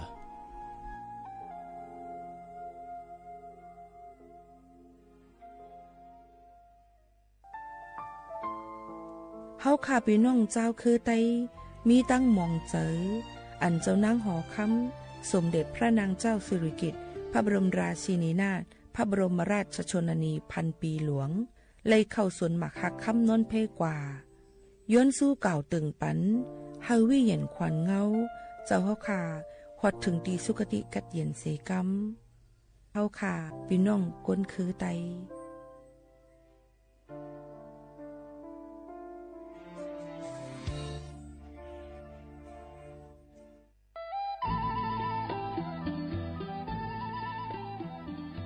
จังหวัดลำพูนโดยสำนักงานวัฒนธรรมจังหวัดลำพูนขอเชิญชวนทุกท่านร่วมย้อนวันวานสัมผัสมนต์เสน่ห์ตลาดวัฒนธรรมถนนสายวัฒนธรรมย่านเมืองเก่าข่วงพันปีถนนรถแก้วชวนมาชมชิมช็อปกับสินค้าพื้นเมืองของกินบ้านเฮามากกว่า100ร้านค้าพร้อมชมการแสดงศิลปะวัฒนธรรมล้านนาและกิจกรรมดีๆจากชุมชนท้องถิ่นทุกวันเสาร์และอาทิตย์ตั้งแต่วันที่25ตุลาคม2568ถึง4มกราคม2569ระหว่างเวลา 14:00 นถึง 21:00 นณตลาดวัฒนธรรมถนนสายวัฒนธรรมย่านเมืองเก่าข่วงพันปีถนนรถแก้วอำเภอเมืองลำพูนจังหวัดลำพูนร่วมแต่งผ้าเมืองใส่เสื้อผ้าเมืองเดินย้อนวานๆเก็บภาพความประทับใจในย่านเมืองเก่าแล้วคุณจะหลงรักเสน่ห์เมืองลำพูน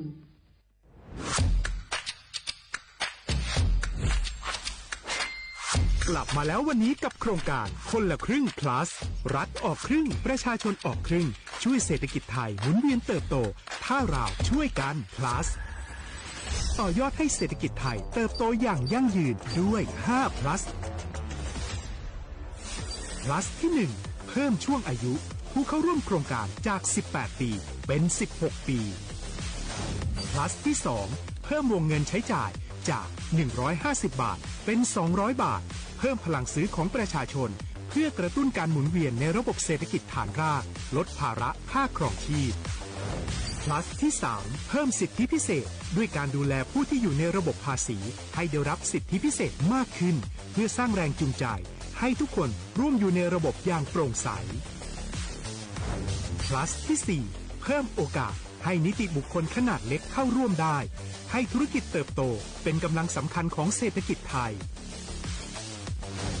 plus ที่ 5 เพิ่มทักษะใหม่เพื่อพัฒนาให้ร้านค้านำความรู้ใหม่ๆมาช่วยเพิ่มยอดขายลดต้นทุนเรียนรู้เติบโตและปรับตัวไปกับเทคโนโลยีใหม่เพื่อสร้างเศรษฐกิจที่แข็งแกร่งจากคนละครึ่งสู่คนละครึ่ง plus ไม่ว่าจะสั่งข้าวคนละจานชาเขียวคนละแก้วขนมเค้กคนละชิ้นหรือหลายๆชิ้นก็ใช้ส่วนลดได้ทันทีสูงสุดวันละ200 บาทแถมใช้กับฟู้ดเดลิเวอรี่ก็ยังได้สำหรับประชาชนไทยอายุ 16 ปีเป็นต้นไปสมัครรับสิทธิ์ผ่านแอปพลิเคชันเป๋าตังวันที่ 20-26 ตุลาคม 2568 สำหรับร้านค้าที่สนใจร่วมโครงการสมัครได้ผ่านแอปถุงเงินวันที่ 15 ตุลาคมถึง 19 ธันวาคม 2568 แล้วเตรียมพร้อมรับลูกค้าจากทั่วประเทศเพราะนี่คือโครงการที่คนไทยทุกคนช่วยกัน plus เพื่อให้เศรษฐกิจไทยโตไปพร้อมกันโครงการคนละครึ่ง plus ดำเนินการภายใต้เป้าหมายที่ชัดเจนของรัฐบาลในความต้องการกระตุ้นเศรษฐกิจลดภาระค่าครองชีพให้ประชาชนและยกระดับศักยภาพผู้ประกอบการไทยให้พร้อมในยุคดิจิทัลโดยยังคงยึดหลักความโปร่งใสตรวจสอบได้และป้องกันการใช้สิทธิ์ที่ผิดวัตถุประสงค์คนละครึ่ง plus เพิ่มพลังเศรษฐกิจไทยพร้อมโตไปด้วยกัน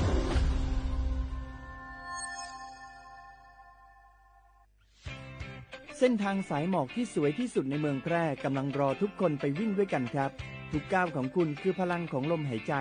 ชวนเพื่อนชวนครอบครัวมาวิ่งฝ่าสายหมอกเพื่อโรงพยาบาลแพร่ในวันอาทิตย์ที่ 7 ธันวาคม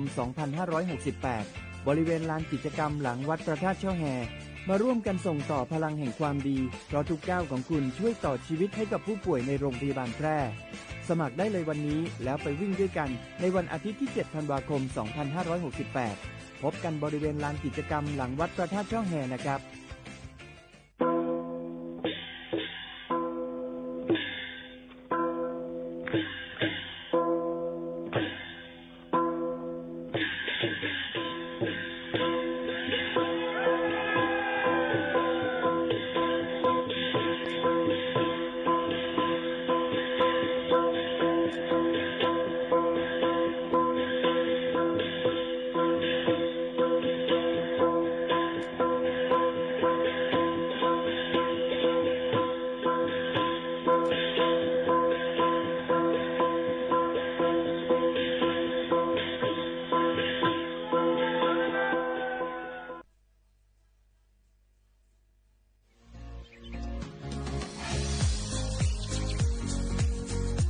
จอมหนังเฟิงมติครม.มือวันที่29เดือนธันวาคม25ปากไป67เฮาฮิปเน็ตแกลิดปัญหาสถานะและสัญชาติคนอันอยู่ตั้งเมืองจึงไทยจอมมาตรา17นั่นตอนตาพี่น้องเฮาเขาอันเข้ามาอยู่ตั้งเมืองไทยหึงนั้นและมีไว้เข้าจอมปึงเฮากว่ายืนย้อนสถานะต่างดาวของเมืองถูกแม่นจอมปึงไล่ตอนตาลูกอ่อนอันเกิดตั้งเมืองจึงไทยมีอู่อำนั้นก็แม่มีไว้ทะเบียนประวัติบุคคลไม่มีสถานะทางทะเบียนอำนั้นไว้10ปีถูกแม่นยาวในจึงเฮาก็ยืนย้อนสัญชาติไทยจอมหนังมาตรา7ทวิไล่พออยู่ตั้งกรุงเทพมหานครกว่ายืนไล่ติสำนักบริหารการทะเบียนกรมการปกครองพออยู่ตั้งต่างเจตวันในจึงกว่ายืนไล่จอมหนังวัดไว้อันเปิ้นออกปันเฮาคานั่นเข้าย้ำเหตุการณ์จอมหนังหลวงปองจึงต่อพอถึงวันที่29เดือน6 25ปากไป69ค่ะ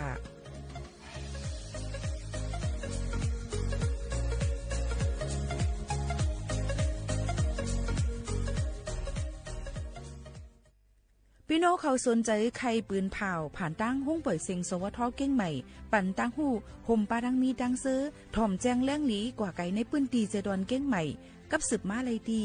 สวทเก้งใหม่หมายฝน053-276-068และ092-246-8579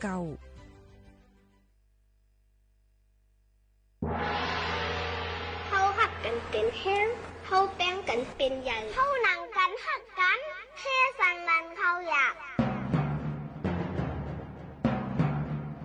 เขาหลุดจอยกันแก่มือมันอยากเขาหลุดจอยกันหักมือมันนัก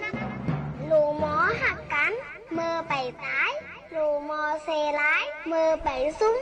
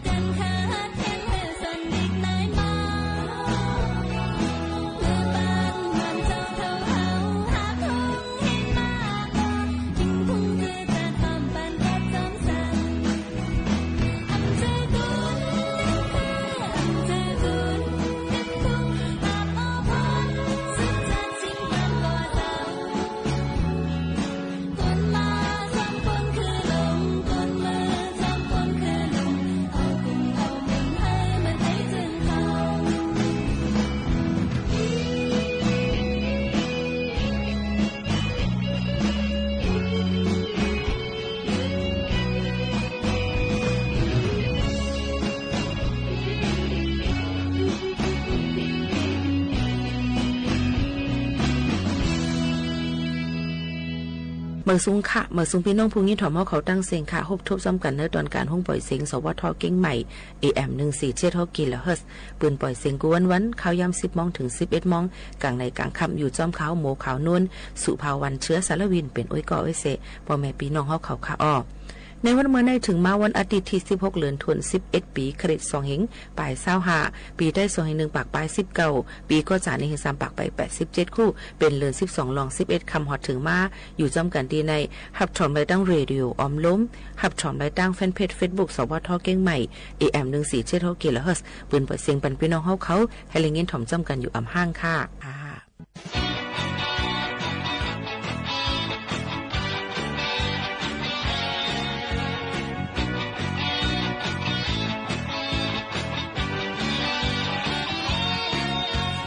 con trai dám mơ thì chiến tăng hơi khó kém con mơ ăn cầu khăn đời tôi mà đi mơ đi liêu đến thơ má này là cái nét lẽ thực đi má còn tình căn quạt hàng ly có để lấy trốn tôi mắn săn phá trên cùng sư khu hàng hẹn vậy mà tên đời đời đi qua tư đi lờiขันต่อยเอาไปอ่อนตั้งเล่อันสันต่อยกภายหน้ายังตันอยู่อันขันก้อยเอาทีละทิศปอยังอ่านง่ายเสง่ายพอเขาต้องกันกว่าเล่คนใจเตะตังสื่อภายหน้าคุยเพื่อมีคุณคนไว้เนื้อมากันเสยจนตาดีแก้มเล็บดินคุณเฮานังตีสุกสักสังเกียวปัดผู้ภายดินคุณนั้นตีไปดังเลยกุนใจ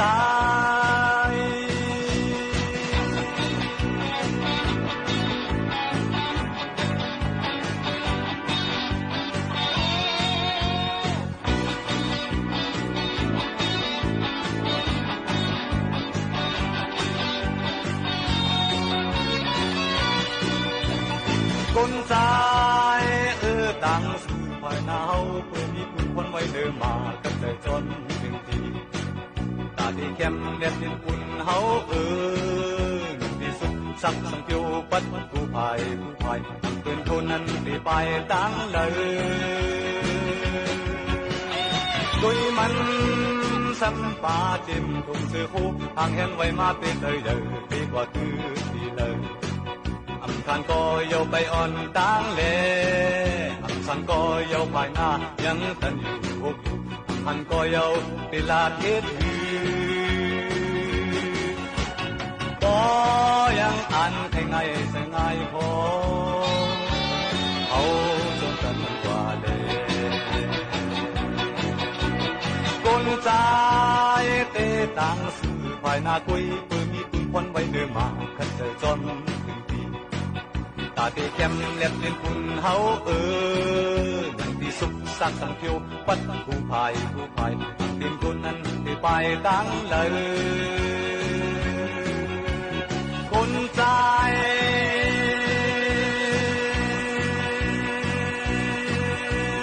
มีน้ำกังแก้ม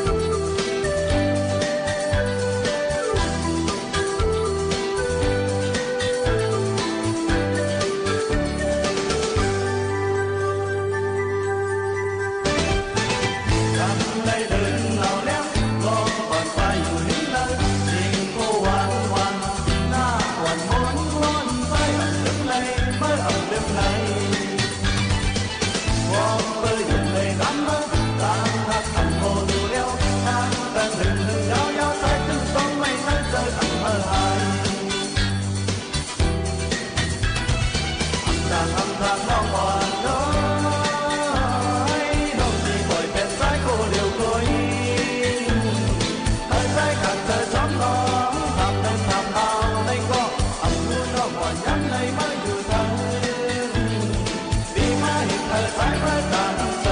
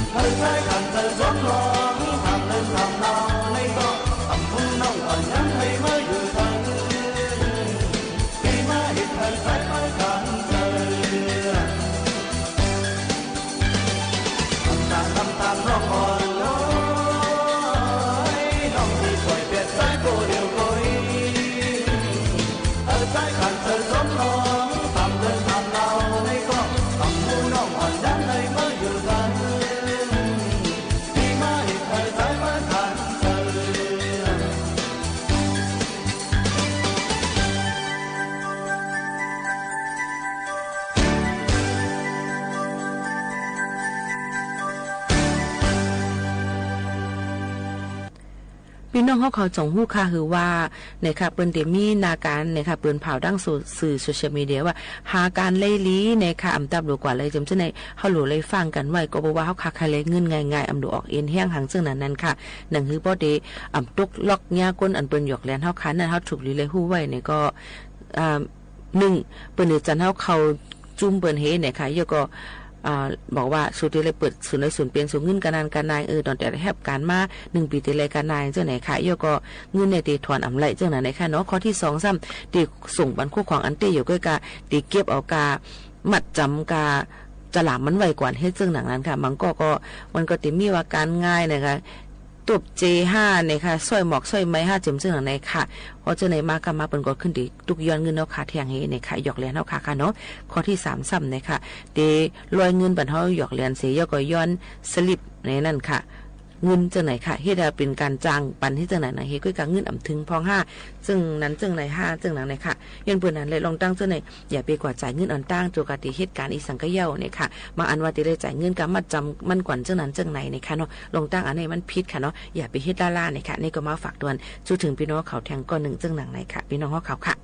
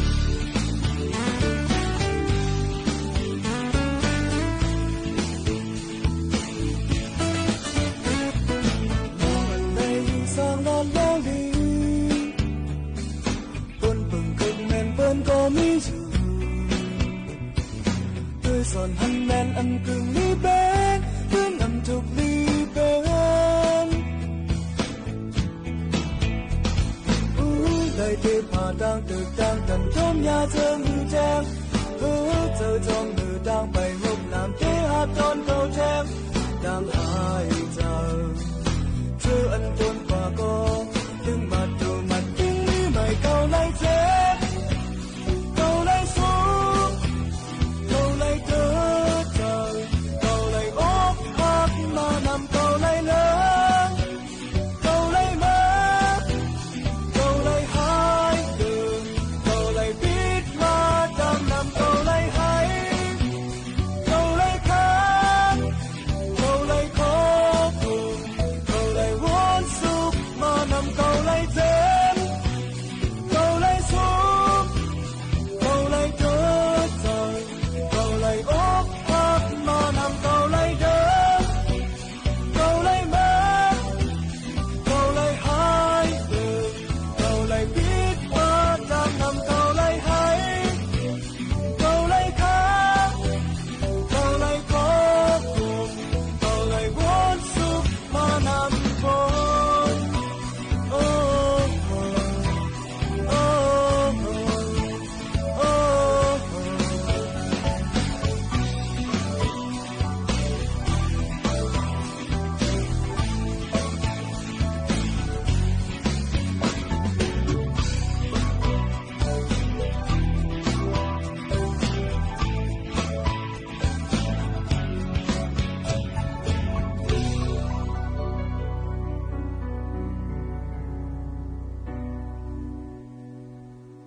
ฐานันพระเปลี่ยนเจ้าก็จะนหัวว่าปรมีโยวิปากโกโหติเปลี่ยนนังจะในถึงที่ยอดหอติไปเย้ามันเมาง่ายง่ายปรมีห่วมคัดห่วมสร้างเจมือสั่งเชและกำผาปวงมา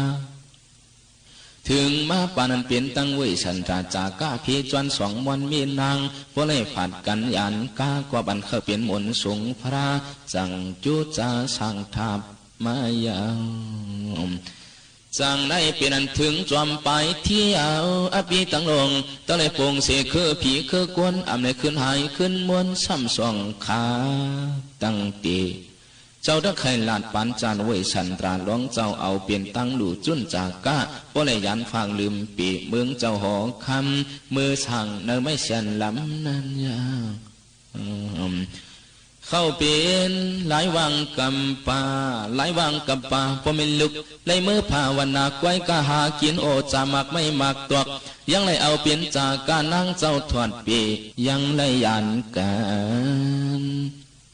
จวนปรมีจากกะหาปากันยาลีสองเปียงในยังงันเอาเปลี่ยนเถียมยังปรมีสูลงปงวางขิงย้ำนั้นยังลู่ปันเหอหมอปุงนาเท่านั้นยาวนายเล่เป็นอังเมื่อนั้นยังมีเมืองหลงหงหางสตังหลังไก่โหโหโตตวนกวนซ้อนสัตว์ปอตันปกตังอิงทองเมืองเจ้าเข้าสื่อจีตุกตราสายยาเมืองมวลเมืองเปียวหอนอปกตังยังเปลืองทองเสอสวงลองมาปานกาบสิงเสียปานกาบสิงเสียจำจ้องเป่าของคนมวลอ่อนปันเอากุณวันไว้ยังอันข้างนางหุ่นฟุกสาวัตีลีโนเปียววังฟุงกวางนั้นยานปีกมันนั้นกูมือห่อสองปวงทับน้ำมุนจังว่าอูเมืองไกวสายใจเมืองไกวเลี้ยงเสียงเสียงกวางกวนปวงกินตานเมืองเมืองจานทานเป็นสตังข่าวนั้นอ่อนกวนสุไหลเต้าพอตานฟุงปกฟุงเมาจังตักเมืองเจ้าจีตุกตราอันวานในยามนั้นปานคนสิงจีอาเศร้าในโหเสียงคำเปลืองพุงเฮืองนางเปลี่ยนขนเปลี่ยนเจ้าอยาจาคนเจ้านังอย่าก่อยเปลี่ยนเมืองเมื่อเสือเจือนเปื่อนยังไหลเต้าเข่าเมากาข้าเมาเมือกเฮือสึกเพียวทองเฮือสึกเพียวทองสองเสือจ้าก้าสังกอตัวเขาเปลี่ยนปันเปียวปันมวนก้นตวนกินดูท่านกูมือวันขาเปลี่ยนยังเสตันก้นท่านอ้วนปันไว้ท่านเปลี่ยนเมืองเจ้าสาวสว่างกาเปลี่ยนเมืองเติงเมืองห่วงเปิ้นยังเพียวกวางไหลเต้าเข้าเปลี่ยนมาโคโวต่างกวางจังซึ่งง่ายใครขาดเปลี่ยนกัดกูมือเฮือตัวยังก้นท่านอำนาจตัวขวัดมาทองเป็นนางหลงฟุกสาวัติอากาไม่สีนางหลงมีพยากูวันยังอันเอาเปลี่ยนจากก้าเงินคำโคเลี้ยงหวังปั่นกลยาเจือนมหามายอนจนเกจนเกเตียง ขึงปวงจุนหลูจุนทาบป้อมใบลาบไว้ยำนางก็ยังอันจ้างเปื่อนปวงเฮ็ดจะรอบสาละหกหลังก้นกามาขายมาถังมาเศร้าเมืองไก่เมืองยาวนั่นตุกทองมาลือโคยยาจะรอบจะตู้ตีสาสีนาเวียงสีหลังกลางมันสองหลังจะรอบจะตู้ตีสาเอาเป็นรองตาหน้าจากกะปทานสีชาทันฮือสังวางจำหิมตั้งไว้เนาะนางก็ยังอันสู้ดวงพัฒนาเขาเลยปลูกตาลูกทอดลูกเมียดจีจัดกำพานั้นเชียงฮอดเองตามเมืองสิกจาพีทานั้นขนงสิกจายังอันตุยมาคงกลางหางหลอยปอดจันหันการนางหลงพุกสาวัตีเมืองจีตุกตราศรัทธาปังสันสีสู้เตืองย้อนโลกในยามสิกจาก็จะนำมือปังอลวงเตียนอาตุกสีตาเมืองคำยำนันเหินลวงมือปวงหมุนตั้งตันกุนจันหลองตังนี่ปวงสร้างปารมีเหินมือตีมือตั้งปฏิสันติเข้าเป็นไม่อีปวมีกุจารกุภาวะเมืองจีตุตรานั้นเอกกะไม่สีเปลี่ยนเวลาปาลายจันลายข้ามายท่านั้นหลวงเจ้าก็จะน่ะหับปั้นหมวกยาคุณเจ้าเองตานั้นพอท่านหลวงตั้งกับภาวกันตีหานโคพุกษาวาตีที่อันจ้อยนางลงท่านั้นวิ่งเงียนขวัญคิงอหลวงเปียงเสเมืองผีมาเศร้ากงตัวนางเมืองห่อเสียงอยู่หวังปวงต้องเมไว้ยาม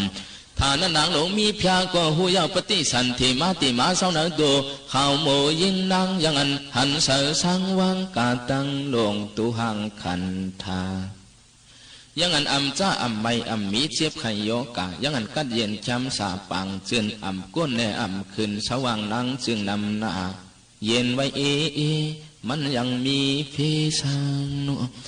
ท่านั้นนางก็ยังอันเอาเปลี่ยนตาหน้าจากกาเปลี่ยนซื้อผ้าคู่เด้งเงินคำยังอันต้มยังต้ยืนศรัทธาเจรนากูเมื่อไรถ้าเอากูวันปา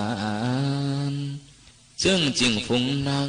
เปลี่ยนเหียงยังอันอ่อนกันเศร้าในห่อเสียงห่อคำวันยามแก่นยังอันยินปังเสือจืนทางห้างไว้ท่านั้นวันหนึ่งในวันหนึ่งคืออันคุณเจ้าสิงจียาโกยังอันได้หันนางลงพักลาปามันปันสุปันเงินคำห้ำพีไหลเปิดปาลุมลาฐานโปกวนปานสว่างลิสาท่านั้นป้วนถึงมาเก้าเลือนจำสู่นางก็ยังอันเจอปวงอู้เย็นเคยเลียนนั้นเหมือนห่างตักซ้ำเปียวสาอันที่เจอขอในวะ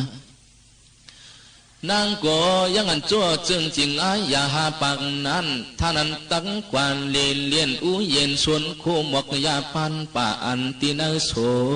นท่านั้นจะนวันกันดวงยันเนโหเนนั้นเนวังนางลายเปลี่ยนฝงเปลี่ยนเจออ่อนกันฝาเฟือท่านโปเตียกนั้นอ่อนโยงไว้ยาวจางดาวันกันเมื่อถึงจะลบสาละตันกลางนางก็ยังอันเนื้อตัวหนึ่งมาตะขโมยฟ้านันยาส่วนปฏิสันติจังดังเวขึ้นจะลบจึงเจียงปันหัวกว่าปันปฏิสันตินั้นกีทวนพอทานเกี่ยมเจตุกผักยันมาเนื้อวางสาลานันยาเมื่อลองเจ้าพระเกิดหันหน้าทานนั้นอันเป็นจังจึนเมโตยังอันออกมาเกิดลุกนั่งเลอันวางกวนลายเกิดมายังอันเปลี่ยนตั้งจ้างฝึกขนขาวสู้ปูเงาถูเปลี่ยนเปียววังวิงเขียงย้ำนานยังอันไปเข้าเนื้อเถื่อนกว่ามือไก่เป็นลูกไว้ยามจ้างฝึกนั่นเกิดมาตั้งอันมังสาล้วนเขาเป็นเขียงเดียวเปลี่ยนเปียววังเปลี่ยนตั้งตะคุณโนโจพีปันคำเลียงเสียงเหล่าอันล้วนเขาเปลี่ยนเงินคือสายจ้างฝึกมังกลาท่านั้นเปลี่ยนตั้งตัวเย็นตัวเงียตัวมีปลายเปียดยาวแก่นแล้วเขาเปลี่ยนสันดานสากตานร้องเมียดสัมภาคือกุมจอมมาไว้ท่านั้นจะนวันกันอุ้มหอบร้องเจ้าเอาเข้าหอสองท่านเป็นเขาขวางท่านรุมเรียบหนึ่งรูป้าวนหน้าตัวท่านข่าวเสาท่านั้นขนเจ้าเสียงกี่ยามังตราจางดังห้องเอาชื่อเขาหมอลงเปียดป้ามังกลาต่างชื่อปันเสียงมังซาหนออกเจ้าเมียด ไว้ยามถ้านั้นเจอเข้าหมอลงเปลี่ยนป่านั้นก็จังมาตัวจอมก็บันกว่าเกิดจะรอบก้นก้านนั้นจังว่าเฮาจื้อเวยชันรามังสาเศร้านั้นนาสนันลามอย่างเงาเสอเวใจยันตาจ้างเผือกนั้นก็ยังอันกึ่งก้างหันใหญ่มาจืนโปตานกวายอายมาเห็นซาสีขบห้าขบนั่นข่าวว่างาเลี้ยงสุงหุงไว้แก่นและเข้าเป็นข้าผักหลวงเจ้าเวสันรายาสิงยาจาเข้าเป็นคนเผือกเสือสองท่านเป็นอันหลวงมับมีบตัวกว่าคู่คนท่านพงข่าวเหมือนจังวันละท่านั้นเจ้าหลวงก็นางเขาดุมลาวันกาสวมปันลมวันเสนอสวงสานไม่เพคำวันยามอื่นนอนรวมฟ้องข่าวสาวเล่มากาปั่นหัวไว้ยามวันหนึ่งในวันหนึ่งเครื่องอันอ่ำต้นเปลี่ยนดาวเปลี่ยนกูอันว่าหูไข่วัดไอของเคยังอันลดอีกูเลื่อนดาวโปทานสีชาปีหนึ่งและปีหนึ่งเป็นอันหันยังมือมูเจ้ามันอู้ตัวยาสีไข่ปั่นพูดเมาลุดข่าวว่าเหมือนยังกุยฟงไว้เนาะท่านั้นท่านหันยาใส่มากูมือเฮยังซ้ำขาบยาโปตันหมูจานวงเอิงน้ำวัดตัดรูป้าวนนาจวมนิดเก่งปีท่านั้นอาสากถึงมา11-12ยังอันปวงย้อนลาฟีเขินจากกะพีจวนกาเปลี่ยนกวนผ่านกวนย้อนยังอันอูอีชาปาโวยตั้งนี้ลวงเมียนวลในโคเมื่อลงเด่นลงเดเนื้อหอเนื้อวังยังอันเฮ็ดก็อ่อนใจเด็กให้นั่นปานปีปวงฟอยังอันตัวหันก้อนสื่อคู่มองมนเจ้ายังอันดวนเฮอสื่อเจ้าปันลุงเวียนหอตัวคิงก้อนเจริญเมตตากรุณาอัปปามิงยายังอันอิลูสัตดาวาก้อนผ่านยักยาจกาตีนันตัวหยอกยินเปลี่ยนอิลูถ้าเจียมเหมือนเจ้าหลวงเวสันราเกิดมานั้นท่านั้นสุราสปกาเมืองห้องเมืองจันยังอันเพียวมาวางปันเงินคำถูกนำจิ่งเสียงอูมาวางมาสากโพธานปุ่มตราแม่ป้าตะลากไว้ยาว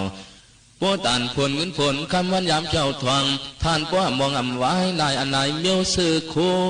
ท่านตัวดูโพธานปุ่มตราท่านั้นถึงเมื่ออาสากหลวงเจ้าเหยียบเข้า16ตกสู่ลาอูป้อเจ้าจังตักเจ้าเอาชันดามันมือย้อนลูกเจ้าเมืองเขามันตริดยาจาเปลี่ยนจ้อยเสียงนางวานเขาเจอนางจ้อยมาตีกันแล้วเขาเบนเงินคือนางเอามาส่องมังกลาตั้งอันเวยสันตราห่มก็ห่มกู้สว่างเดชาอิงห่มข้างกันเขาเป็นลูกเจ้าคุณองหอคำเมืองเขามันตริดย้อนมาตั้งอันมังสาเวยสันตราอยู่ป้องกันโฮมก็โฮมกูไว้ยามท่านั้นขุนนางปวงกันยังอันเศร้าในหอคำวันยามปวงเฮ็ดจากาพี่จวนย้อนเป็นมวลทรงคำพระทานพวกกูวันปานเอากูเข่งคายังอันเอาเป็นตาหน้าจากาสือผ้าโคเลี้ยงเงินคำอุกจ่าสามขาอุตุเมาหูเข่งเฮียงเข่งเฮือเมาเลือกมือปานปันกว่าเอากูวันปวงทับตังด้านไว้เนาะยังอันอ่ำมดอ่ำเฮียงสังทาเปลี่ยนให้กู้โสหลวงเจ้าเวสันตรานั้นผ่านให้วันขาบวังทับตันมูลนางมาตีตั้งอันหลวงเจ้าเวสันตราป้องกันถึงปันยังอันมีมาหลังสานนอใจคนห่างเลียมไว้ยามจังว่าหาเจอลูกไอจาลีสาวนาหอเสียงดันอูทานเปลี่ยนข่าวสาวสูปูนวลนูก็บันลองตั้งมนตานาศีลาภาวนายันกัน3 นี่ปีขาทานนั้นสมันมีเทียงก้อนหนึ่งเครื่องเปลี่ยนผู้หญิงอ่อนเสือจือกะเลียนนั้นทวนห่างสีชาสว่างโหลาวายยังอันเปลี่ยนตั้งปีน้องสองก็เข้าเป็นจาริกันนาเข้าเป็นลูกเจ้าเวสันตรานั้นพดทานข่าวว่าเปลี่ยนกูตั้งสองมังปวกเจ้าหลวงยังอันห่างเครื่องจ้างฝึกงาเลี้ยงเหมือนเสียงเจตั้งอัน2 จับเนื้อปวงเสียงก้อนงาเตียงเครื่องปวงเลียนตัวมานเมืองเจ้าไว้ยำเจ้าเวสันตราก็ก้อยกาปวงมุนตังตานเยวันหูเสียนเงินคำพี่หำไหลเมียวโคเลียงปอยังเปื่อนมาท่องปวงยืนเมียงกว่า จังว่าจวนเจ้าหลวงเวชันตราเกิดมาในท่านั้นมันเมืองตึงอยู่กัดเย็นช้ำสาอุกจากท่านเลืองมักจีกุตีลายถาเปลี่ยนกรรมคุณเจ้าหลวงพระเฮายา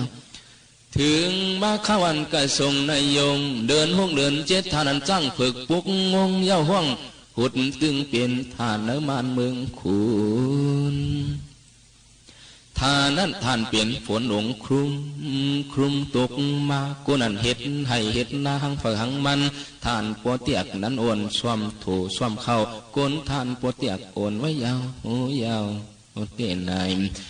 ไว้อยากไว้เปลี่ยนขวัญน้ำมันดินตัวปัวอย่างอันเจียวหลีเจียวทาพันนาเยตังไรเป็นสาวโจโปกินโปขายกวนไหลสุงตื้อส่งเสือตังเฮตังกวางท่านโปกำยาหนุนมวนเปียวท่านเปลี่ยนเงินคำนำเดืองแล้วเอิงเมืองเจ้าจีตุกตราเพิ่มจ่าป่าคังไม่อันว่าเปลี่ยนเอาเปลี่ยนไขโยกะอันนั้นดอดเชงกนก็ไหลหลอกเอาคุณเอาวันเปลี่ยนย่างสีตานไว้นะตังกาอุตุทรงเกียงตวงขิงตวงขายาสีอุตุขิงฝนหูฝนขิงเฮียงหูเฮียงเจ้าล้วนกอดทับเพียงกู้โซเปียงกาอัลโลย้อนเปลี่ยนสมสัมปุกท่าเจ้าตาสังปวเฮือสับเปาโลจังว่าเปลี่ยนเลยหมุนกามเจ้าหลวงยังอันสู้ต้องมองเปลี่ยนหมุนสงพระจังหมันเมืองตึงกาเพิ่มขังขี่ขังผันสังคาเปลี่ยนมาเมืองเงินเมืองคำตกยำหล่อหวังปวงกูขิงกูเมื่อก้นทานปวดเตียกคือหึงไว้ยำว่าอยากไว้เปลี่ยนปวหนุ่มเมนหนุ่มเมาสาวหังเครื่องหังโคโจกันเปลี่ยนพวงเปลี่ยนเจอมือมาตามุนตาฟวงปวงขายเสโทกาตั้งหลวงปวดทานเปียยาว่าอยากเจตุกตราเมืองเจ้าเข้ามักเงินเดืองจำเปลืองกินนุ่งหุงเฮือเสือผาคูเมื่อวันยาหนุ่มเท่าเข้าเปลี่ยนกาละสัมปติเมื่อมีญาติปันจานหลวงเจ้าเวชันตราเผยยังขังไม่ชาปาเปลี่ยนสัตเทเจ้าเงินซาเสียเนียกังเมืองเจ้าเอาเปลี่ยนเปโหนาลีเสียงจริงเปลี่ยนป้าสีเจียงเปลี่ยนป้ากาเปลี่ยนคนเจ้าตริกชันมาเฮงซาจานเฮ็ดกินกุ้งเสนีลักโลบปันหตวงขาอันมือวันขึ้นเปลืองสูงอาคิงเก้านาดีถึงมาเฮินชาสีปดวัวปดไก่อาจุจวนคิงนายขิงวันหงจ้องอุปกนั่นยาวเจ้าหลวงเวชันตราก็26,60,000เงินคำวันยามเอาเปลี่ยนตาหน้าจากาผีจวนเสื้อผ้าคูนวนกาตั้งหลวงปันยืนเมียงกว่ายังอันอมดอำเสียงเอาเทียงมีเทียงปี้จงจังว่าเปลี่ยนรวยมวลกุ้งปารมีเจ้าหลวงยัดเพราะว่าอาขาปองทาผีจวนย้อนเลยเปลี่ยนพระมายท่านั้นหลวงเจ้าก้อยกาคุคนวนไหลอันลงตาหน้าจากาซื้อผางเงินคำโคเลี้ยงอุกจาในยังเปลี่ยนปหีหน้าภายนอกขันทาปวงทับตันปัน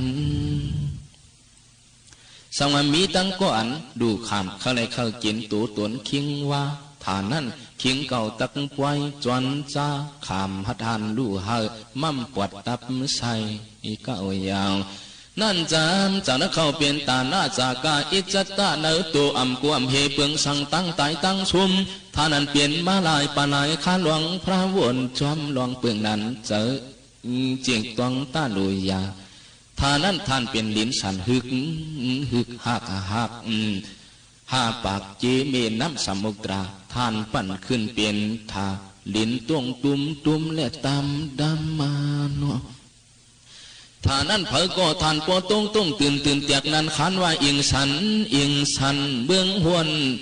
เตียกต้นลายท่าไรเงี้ยเสียงอันลูกค้าเตวาพุงมาอากาเมนัดเยนัดสัตวนเตียกสาธุจำปุตีปาเจียมที่กลางหาวเสียงท่านปอนันสาวเผยก็อ่ำหูอ่ำหันจังว่ากว่าบันดวงเจ้าเวสันตราเข้าลู่ขันถาตวนตูหูเจ้ามั่มตับตั้งหลวงเข้าวังปวงเข้าปวงวังตันกลางเจ้าเนื้อข้อจำปวงเอาเข้าลู่ตูห่างจังเฮเสียงสาธุท่านหมอเตียกสร้างไว้ยาม เฮาค่ะมายินถ่อมด้วยยังอันแลโจปันในค่ะลองปืนหูป้ายหันมาฝากตอนสู่ถึงพี่น้องเขาในวันเมื่อในค่ะยังอันแลโจปันอันว่าในก่อก้นเฮากูก็เตเลยหันไว้น้ำนักลองใหญ่เลอเสียต่างลองต่างปึงอยู่ค่ะก้นก็อันไว้น้ำนักตั้งยังอันเจ้าเก่านั่นในเพราะว่าจูจัดปานในก็เตเลยหันลองคืนใหญ่มนซื้อในตอนแต่เพราะว่าจัดหน้าปานลื่นก็เตเลยหันลองคืนใหญ่มนซื้ออยู่ค่ะก้นก็อันอ่ำไว้น้ำนักตั้งยังอันเจ้าเก่านั่นเนื้อเพราะว่าในก็อ่ำมีตั้งคืนอย่างมนเซอร์ตอนแต่เพราะว่าจัดนาก็อ่ำมีตั้งคืนอย่างมนเซอร์ค่ะก็เปิดหนังในแลตั้งพิษอันอ่ำจางอ่อนเฮาคืนใหญ่มนเซอร์เจ้านั่นมีไว้อยู่ซองเปิงเดี่ยวค่ะอันที่1ยาผินยาม่ายาล้ำคาคู่เหล่าเจ้าในค่ะก้นก็อันมืดมักยาแลเหล่า2เปิงในเยี่ยงอันเจ้าเก่าก็เตลูกเพราะว่าเจ้าเก่าก็เตแล้วกอบในแลจังมีปัญหาขอถามว่า1ย้อนสั่งแลเลยจับยินยา2ย้อนสั่งแลเลยจับยินเหล่าไหนอยู่ค่ะคนเมืองใต้เมืองลอยเฮาห้ามนำอ่อนกันกินยาม่ายาผินยาล้ำคาคู่เหล่ากำพองซ้ำหวานนำหือเข้าว่าในเสแลจับยินยายินเหล่ากินยากินเหล่ากว่าห้ามนำค่ะย้อนนั่นแลขอตอบปัญหามันว่า1ป้อเป็นป้อยเป็นล้ำมาใกล้อ่อนกันหาซื้อยาเสอ่อนกันสู่อ่อนกันกินอันไหนปอหึงมาไก่เลยจับยินมันกว่าเปิงนึงค่ะอันที่2คันตานอนเสซ้ำมีการต่างลองต่างเปิงตาเตเฮ็ดและซ้ำรวมเดียมหาซื้อยามาเสสัวกินหวานในก็หึงมาไก่เลยจับยินมันกว่าเปิงนึงค่ะอันที่3พี่น้องใต้เฮากำพองซ้ำว่าเป็นยาใกล้เหตุการณ์อ่ำหมอเหอะเจียวเยี่ยวตัวเสอ่อนกันสู่อ่อนกันกินในก็หึงมาใกล้เลยจับยินมันก็กว่าแทงเปิงนึงเหมือนกันค่ะข้อที่4จ้อมกันตั้งอ้วยก็เสอ่อนกันแลสู่ยากินเหล้าเมายาในค่ะในก็หึงมาก็จังเลยจับยินมันกว่าแทงเปิ้งนึงข้อที่5เกี่ยวล้นป้นเลือน่ะอาลากินอ่ำลึกเมียวมันกินป้ายาม่ายาฝิ่นยาลำยาขาวค่ะคู่ในก็หึงมาก็จังเลยจับยินมันกว่าแทงเปิ้งนึงค่ะคนเฮากำน้ำก็เปือว่าหาเปิ้งหาเมียวปาเนออันเฮาคาลัดมาเจ้านั่นแก่เลยอ่อนกันจับยินยาม่ายาฝิ่นยาลำค่ะคู่เจ้าในจากกว่าเสใกล้เป็นขี้ยาหาเลี้ยงต้องห้ามนำอยู่ยาในสังวาไลมักมันเย่าป้อไหนตอนตาติดตึดเฮลืมแปดมันในหยับหนากอบในแหละเจอสู่เขาเฮาหาก็อย่าไปอ่อนกันสมมืดมันลาค่ะผู้ก็อันมืดมักยาม่าอย่าผินยาล้ำค่ะครูเจอนั่นก็ถังเตปีสัมย้อมถังเตมีสัมพันธ์นาการป้ายมักมียุบย่อมกว่าโคของอุกจาลู่แล้วซุ่มป้าสั่งอ่ำต่อมาโผเมกันก็จังผิดเพียกกันปีน้องกันก็จังแตกยายกันโอ้ยก็โอ้ยเซก็มาป้อเป็นในเพราะว่าโจจัดปานอ่อนเจ้าเก่าก็ลู่ซุ่มเสียเยาอ่ำก้าตั้งยังอันเจ้าเก่าก็ตีหายหลายแปดจอมร่วมหลายแปดก้วยเยาค่ะ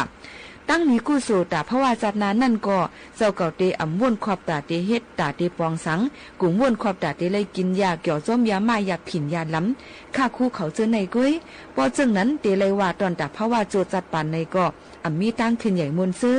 ตอนตาเพราะว่าจัดตั้งนาก็อ่ำมีตั้งขึ้นใหญ่มนซื้อเลยค่ะย้อนนั่นแลพี่น้องไต้เฮาเขาเจอจับยินอย่าผินยามากกูลองกูอันเจ้านั่นอ่อนกันลายปันลองมนเม็ดโดเจอเผามันเสลืมแปดตืดแปดเข่าเสกำเจออันอ่ำกินยามาอย่าผินยาลำค่าคู่เจ้านั่นในก็หนังฮือเตอ่ำเลยกินแมนซับแมนมันนั่นหลูเลยมีไว้วิริยะสติตั้งคัดเจอเฮกังตอนตาเพราะว่าจัดปานเจ้าเก่าหั่งไผ่หั่งมันอยู่เย้าค่ะเมื่ออ่อนตั้งเสในก็อ่ำมียาม่ายาผินยาล้ำค่าคู่เสแหล่ป้อยแหล่ล้ำเฮ็ดสร้างกันให้การสวนกันน่าเลยอยู่อ่ำใจค่ะหือถึงปันสู่เขาเฮาให้ย่ำเหลียวมาในก็อย่าไปให้ป้ายยาผินยาม่าอย่าล้ำเจอในเสเฮ็ดสร้างกันสวนให้สวนหน้าง่ายลมเจอซื้อผักซื้อมันเสกำไหนค่ะซ้ำเทียงป้อเตมาปิ่นใส่ไว้ด้วยเราอันว่าในก็ซ้ำมีปัญหาเทียงค่ะก้นเมืองลอยเมืองใต้เฮาห้ามน้ำสังว่ามีลองหยับผืดอ้วนอ่ำออกนาเฮือนนาเย่มีลองสุกยุงสุกสักอ่อนอ่านหม้อแม่กันในซึ้งเจอสุกเจอสักพิษกันตั้งแม่เฮือนเหพิษกันเสตาก็อ่ำนั้นซุ่มเสก็เป้มาเสก็เจอในก็ใกล้เลยหากินเหล้าอยู่เย้าค่ะก้วยกาเจอในจ่องซ้ำดีกินเราอยู่5เพียงเอาผู้เฮาคาลาดว่าเต้ในอ่ำดีกินเราค่ะพ้องมือเจ้าก็มีลองอยากผืดว่นอ่ำออกนาเฮือนนาเย่มีลองสุกสักอ่อนอ่านยุ่งยังมอแม้ผิดกันเถียงกันตั้งแม่เจ้าเฮือนเจ้าสุกสักเสลำเสก็ซุ่มเสก็มาเจ้านั่นเจ้าเก่าอยากไปกินเราเมาอยู่วันๆขึ้นอยู่ค่ะแลเผื่อเจ้าเก่าเต้เมาอยู่วันๆขึ้นนั่นตาเจ้าเก่าว่นหาล็อกไล่ตาเตแกลิดปัญหาเจ้าเก่านั่นอำนันเสก็เจ้าเก่ากว่าหาก็อันมีตั้งหูเหยื่อตั้งหันกวางนำเสเจ้าเก่าย้อนตั้งเจอแถมเขานั่นเราอันว่าในป้อกินเมาเยี่ยวซ้ำหมอเก้าหมอป้อเมา พิษโหแผกกันเฮ็ดกาป่องกาเป็นอำหูอำพิษอันถูกอันแม่นฉะนั้นเสซ้ำไก่เหลเป็นตั้งเป็นรอกาอกเจ็บใส่ไก่ไอออกเลือดหมักโหเจอสั่นตีนมือสั่นว่นสังกออำป้อไหลสังซ้ำพิษศีลหมาย5ลูกก่อนยังติเป็นป้ารังตับแข็งแทงลูกก่อนค่ะพระเป็นเจ้าเขาฮ้อไว้ว่าผู้ก่ออันพิษศีลหมาย5นั่นเตเลยขำตกถึงอะไรสิแต่ได้เป็นก้นมาขึ้นนั่นก็อำหันตั้งมันเลยง่ายๆค่ะสังว่าเป็นก้นมาก็จังแหละเป็นก้นอำลักลีก้นเงือก้นหย่องก้นมาก้นซุบหมิ่นไอตัวไอคิงหมิ่นก้นเขียวอำเพ่งเป้งกันเสื้อในอยู่ค่ะผู้ก่ออันมักเรากินเราอยู่นั่นแต่เพราะว่าโจจัดปานในก็เลยขำรอกานิกจักติ๊กเงี้ยนแต่เพราะว่าจัดหน้าปานลื่นก็เตเลยขำอากุโสติกแง่นอยู่ค่ะป้อในจึงตอนตาจัดในจัดนาก็อ่ำมีตั้งขึ้นใหญ่มนซื้อตั้งยังอันเจ้าเก่าก็อ่ำเตรียมทวนไหลกอบนั้นเจอสูเฮาหาพี่น้องตั้งมดตั้งเสียงหนังหือตั้งยังอันเผงมันป้อเตรียมทวนไหลเสมีลองหางหลีกึกปึ้นซื้อเผซื้อมันนั่นในก็โลออนกันไว้เป็ดลองยาเมากำลองเราเจอในสังเจ้าเก่าเวเป็ดลองยาเมากำลองเราในเย่าในจึงเจ้าเก่าซ้ำมียังอันสังก็เจ้าเก่าคัดใจให้สร้างกว่าตอนตาโจจัดปานเจ้าเก่าเตขึ้นใหญ่มนเสื้อนั่นก้อยกาเจ้าเก่าอย่าไปลืมเหตุการณ์ตั้งหนีกู้สู่จัดในแลอีกจัดหน้าสังเจ้าเก่าเหตุการณ์ตั้งหนีกู้สู่นำเสซ้ำมีไว้ศีลหามันเขิงเมตตาด้วยถึงกูก็กูก้นตั้งเสียงเสเจ้าเก่าก็เตมีไว้ปื้นหางหลีปิกซ้ำตัวตายกว่าก็จื้อในเตอำหงอำหายกว่ายุ่มยำว่าเจิ้งหนังไหนเนี่ยค่ะมาฝากตอนสู้ถึงปอมแม่พี่น้องเขาค่ะข้าวยาเมาคาหมดเสียงเสเดย้อนผัดยันพี่น้องเขามือก่อนส่งขึ้นมาหบมาทบกันตั้งห้องปล่อยเสียงจึงไทยสวทวิ่งเก่งใหม่ AM 1476สถานีวิทยุกระจายเสียงแห่งประเทศไทยและเครือข่ายทั่วประเทศเสนอข่าวต้นชั่วโมงรู้เร็วรู้จริงเกาะติดทุกสถานการณ์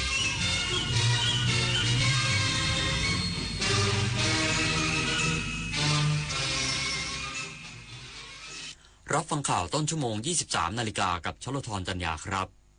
กระทรวงศึกษาธิการมุ่งยกระดับการสอนภาษาจีนในไทยขอรับการสนับสนุนจากศูนย์แลกเปลี่ยนและส่งเสริมความร่วมมือด้านภาษาจีนระหว่างประเทศอีกสักครู่กลับมาติดตามรายละเอียดครับแสนอาลัยสมเด็จพระพันปีหลวงไทยทั้งปวงหมองหม่นก่นร่ำให้พระผู้เสด็จสู่ฟ้าสวรรคาลัยแนบดวงใจตามพระบาททุกชาติภพปวงประชาน้อมสำนึกในพระมหากรุณาธิคุณเป็นล้นพ้นอันหาที่สุดมิได้ข้าพระพุทธเจ้าคณะผู้บริหารข้าราชการและเจ้าหน้าที่สถานีวิทยุกระจายเสียงแห่งประเทศไทยกรมประชาสัมพันธ์ด้วยสแกน QR Code ร้านค้าอ้างว่าจะคืนเงินให้แต่เงินดันหายจากบัญชีเฉยเลยนั่นไงมุกใหม่มิจฉาชีพหลอกโอนเงินข้ามประเทศอะไรนะแล้วจะตามเอาเงินคืนได้จากไหนเนี่ยคงยากที่จะได้คืนแล้วล่ะคราวหน้าคราวหลังตรวจสอบบัญชีปลายทางให้ดีถ้าไม่ใช่สกุลเงินบาทไทยเป็นมิจฉาชีพแน่นอนเข้าใจแล้วต่อไปจะไม่สแกนสุ่ม4สุ่ม5อีกแล้วระวังเพจปลอมขายสินค้าหรือบริการที่ไม่มีอยู่จริงระวังวิดีโอคอลลวงเงินเหยื่อระวังหลอกลงทุนอ้างผลตอบแทนสูงเพราะวัยไหนอาชีพอะไรก็ต้องเป็นเหยื่อของโจรออนไลน์ได้ระวังตัวก่อนคลิกทุกครั้งตั้งคำถามก่อนเชื่อทุกข้อความอย่ารีบจนขาดสติก่อนโอนทุกบาทเจอโจรออนไลน์แจ้งตำรวจไซเบอร์1441ตลอด24ชั่วโมงจำไว้ให้ขึ้นใจรีบโอนโจรยิ้มระวังเพจปลอมขายสินค้าที่ไม่มีอยู่จริงหลอกลงทุนให้ผลตอบแทนสูงลวงให้รักแล้วหลอกโอนเงินทุกคนอาจตกเป็นเหยื่อเพราะจุดอ่อนที่เร่งรีบขาดสติและความโลภถึงเวลาหยุดภัยไซเบอร์ก่อนที่คุณและคนที่คุณรักจะตกเป็นเหยื่อออนไลน์อย่างมีสติจำให้ขึ้นใจถ้ารีบโอนโจรยิ้มแน่นอนมาสร้างภูมิคุ้มกันคนไทยป้องกันภัยไซเบอร์กระทรวงศึกษาธิการมุ่งยกระดับการสอนภาษาจีนในไทยขอรับการสนับสนุนจากศูนย์แลกเปลี่ยนและส่งเสริมความร่วมมือด้านภาษาจีนระหว่างประเทศนางนฤมลพินโยสินวัฒน์รัฐมนตรีว่าการกระทรวงศึกษาธิการเปิดเผยถึงผลการหารือร่วมกับผู้อำนวยการศูนย์การแลกเปลี่ยนและส่งเสริมความร่วมมือด้านภาษาหรือ CLEC ณ กรุงปักกิ่งสาธารณรัฐประชาชนจีนว่าได้นำเสนอนโยบายและทิศทางการพัฒนาการเรียนการสอนภาษาจีนในประเทศไทย โดยเฉพาะการผลิตกำลังคนด้านอาชีวศึกษาที่มีทักษะภาษาจีนรองรับตลาดแรงงานยุคใหม่พร้อมเสนอให้ฝ่ายจีนสนับสนุนทุนการศึกษาแก่ครูไทยเพื่อไปศึกษาต่อที่ประเทศจีนตลอดจนส่งผู้เชี่ยวชาญมาฝึกอบรมให้แก่ครูไทยเพื่อยกระดับทักษะการสอนภาษาจีนอย่างมีประสิทธิภาพนอกจากนี้ไทยยังขอรับการสนับสนุนด้านเทคโนโลยีเพื่อพัฒนาการในการสอนภาษาจีนในห้องเรียนของกรมส่งเสริมการเรียนรู้รวมถึงการร่วมกันพัฒนาแพลตฟอร์มการสอนภาษาจีนเพื่อให้ผู้เรียนสามารถเข้าถึงการเรียนรู้ได้ง่ายหลากหลายและทันสมัยยิ่งขึ้นรวมถึงได้เสนอให้เพิ่มครูอาสาสมัครจีนในศูนย์การเรียนรู้ทั่วประเทศเพื่อเสริมศักยภาพแรงงานไทยและทักษะภาษาดิจิทัลหรือ AI เพื่อการพัฒนาทักษะภาษาจีนเพื่อตอบโจทย์การจ้างงานในพื้นที่ระเบียบเศรษฐกิจพิเศษภาคตะวันออกหรือ EEC ซึ่งมีนักลงทุนชาวจีนจำนวนมากและฝ่ายจีนยังได้เสนอแนวทางขยายความร่วมมือเช่นการยกระดับหลักสูตรภาษาจีนให้เป็นไปตามมาตรฐานสากลปุริมพัฒน์สอนการรายงานการรถไฟแห่งประเทศไทยเดินหน้าโครงการก่อสร้างรถไฟทางคู่ระยะที่2รวม6สายทางมูลค่ากว่า 297,000 ล้านบาทเสนอต่อที่ประชุมคณะรัฐมนตรีให้การอนุมัตินายอนันต์โพนิ่มแดงรองผู้ว่าการการรถไฟแห่งประเทศไทยหรือรฟท.รักษาการในตำแหน่งผู้ว่าการการรถไฟแห่งประเทศไทยเปิดเผยถึงความคืบหน้าการดำเนินโครงการรถไฟทางคู่เฟส2จำนวน6สายทางมูลค่ารวม 297,924 ล้านบาทว่าขณะนี้รฟท.ได้นำส่งทั้ง6สายทางไปยังกระทรวงคมนาคมแล้วเพื่อเตรียมเสนอที่ประชุมคณะรัฐมนตรีหรือครม.และมั่นใจว่าในปี 2569 รฟท.จะได้เปิดประกวดราคาได้อย่างน้อย3เส้นทางประกอบด้วยเส้นทางชุมพรสุราษฎร์ธานีเส้นทางสุราษฎร์ธานีหาดใหญ่สงขลาและเส้นทางหาดใหญ่ปาดังเบซาหากได้รับความเห็นชอบจากครม.แล้วพร้อมทยอยเปิดประกวดราคาแต่ละเส้นทางทันทีสำหรับความคืบหน้าการก่อสร้างรถไฟทางคู่ระยะที่1จำนวน7สายทางปัจจุบันรฟท.เปิดให้บริการไปแล้ว5เส้นทางประกอบด้วยช่วงชุมทางฉะเชิงเทราคลอง19แก่งคอยช่วงชุมทางถนนจิระขอนแก่นช่วงนครปฐมหัวหินช่วงหัวหินประจวบคีรีขันธ์และช่วงประจวบคีรีขันธ์ชุมพรส่วนอีก2เส้นทางได้แก่ช่วงลพบุรีปากน้ำโพจะเปิดใช้เต็มระบบในวันที่5ธันวาคมนี้และช่วงมาบกระเบาชุมทางถนนจิระคาดว่าจะเปิดให้บริการเต็มระบบในปี 2570 รวมระยะทางกว่า700กิโลเมตรกองกำลังผาเมืองมอบผ้าห่มต้านภัยหนาวช่วยเหลือประชาชนในพื้นที่อำเภอเชียงดาวจังหวัดเชียงใหม่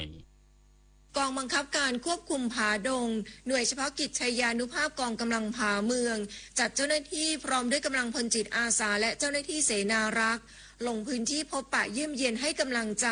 มอบผ้าห่มกันหนาวและสิ่งของจำเป็นเครื่องอุปโภคบริโภคให้กับผู้สูงอายุผู้ยากไร้กลุ่มเปราะบางในพื้นที่บ้านดอยนาหลวงตำบลทุ่งข้าวพวงอำเภอเชียงดาวจังหวัดเชียงใหม่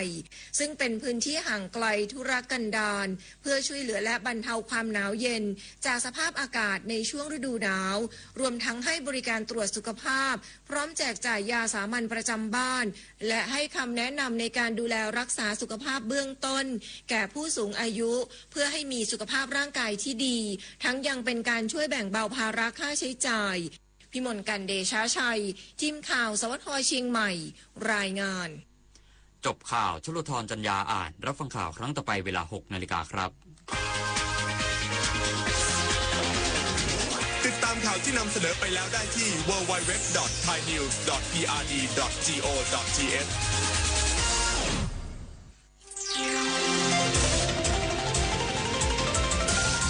วิทยุแห่งประเทศไทย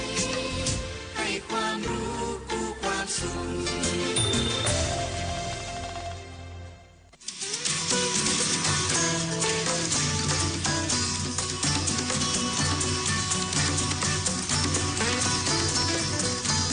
บนเส้นทางของถนนสายนี้เรามีบทเพลงเพื่อชีวิตดนตรีกวีศิลปะวัฒนธรรมวรรณกรรมมาฝากคุณทุกวันเสาร์และอาทิตย์กับเราที่นี่ถนนดนตรี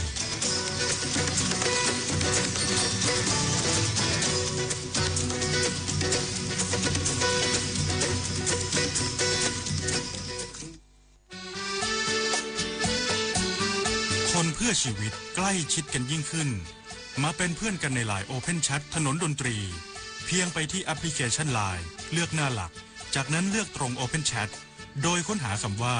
ถนนดนตรี FM 92.5 เมกะเฮิรตซ์แล้วกดเข้าร่วมเพียงเท่านี้ท่านจะไม่พลาดข่าวสารกิจกรรมทางดนตรีกวี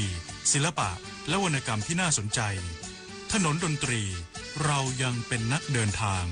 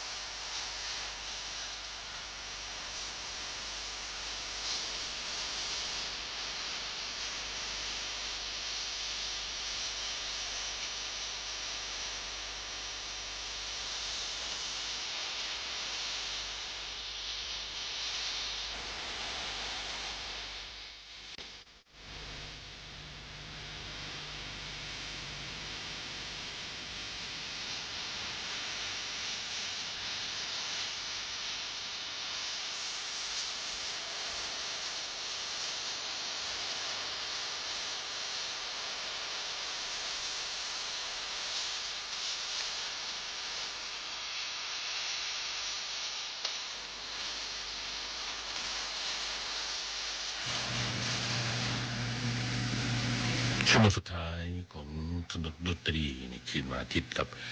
แทนความห่วงใยที่คุณอ้อยAJขอมาเมื่อวานนี้มอบให้แล้วนะครับแล้วเมื่อวานก็ได้ฟังบันทึกการแสดงสดของถนนดนตรีไลฟ์ดิโอลานนะครับ42 ปีแล้วก็นำบันทึกมาฝากคุณเต็มที่3 ชั่วโมงในเมื่อวานนี้นะครับสำหรับศิลปินลำดับสุดท้ายของปีนี้ก็คือคาราบาวนะครับบันทึกก็จะออกอากาศสักประมาณเดือนหน้านะครับจะเป็นช่วง วันเสาร์ไหนก็จะแจ้งให้ทราบกันต่อไปแต่เมื่อวานนี้นำเสนอกันกลางเดือนเพราะว่าด้วยเรื่องของการเจ็บไข้ได้ป่วยจากงูสวัสด์ก็เลยหมดเลี้ยวหมดแรงเมื่อวานนี้นะครับเดินทางกันในชั่วโมงสุดท้ายของพิจารณารุ่งสมัยและทีมงานของเราคุณคงศักดิ์สายวงศ์คุณเมฆกันแก้วนรงศักดิ์นิยมทองเรือนกิจการจันทร์วัสันต์วงศ์สว่างสมเกียรติธรรมดีมริภาเทียมแสนเตือนใจชำนาญในเมืองแอดมินช้างน้อยหัสดินเทพหัสดินนายุทธยานะครับและคุณบุญประกอบอบรินควบคุมเสียงเพลงที่คุณถามมากันในคิววันนี้ก็จะมอบให้กันทั้งในไลน์แล้วก็ทาง0816346452นะครับ0816346452วงดนตรีที่จะมากันปีหน้าผมก็ทั้งเลือกแล้วก็ช่วยให้ประสานกันกับทางนะครับกับพี่ๆที่เป็นทางจัดรายการแล้วก็ทางศิลปินด้วยช่วยกันนะครับที่จะประสานกันไปอีกหลายๆทางเพื่อที่จะให้เชิญมาในช่วงเวลาของถนนดนตรีกันนะครับก็มีทั้งวงตาวันเนี่ยนะครับที่ก็กำลังจะประสานให้เดินทางมาในช่วงเวลาของถนนดนตรีนะครับห่วงใหญ่ครับ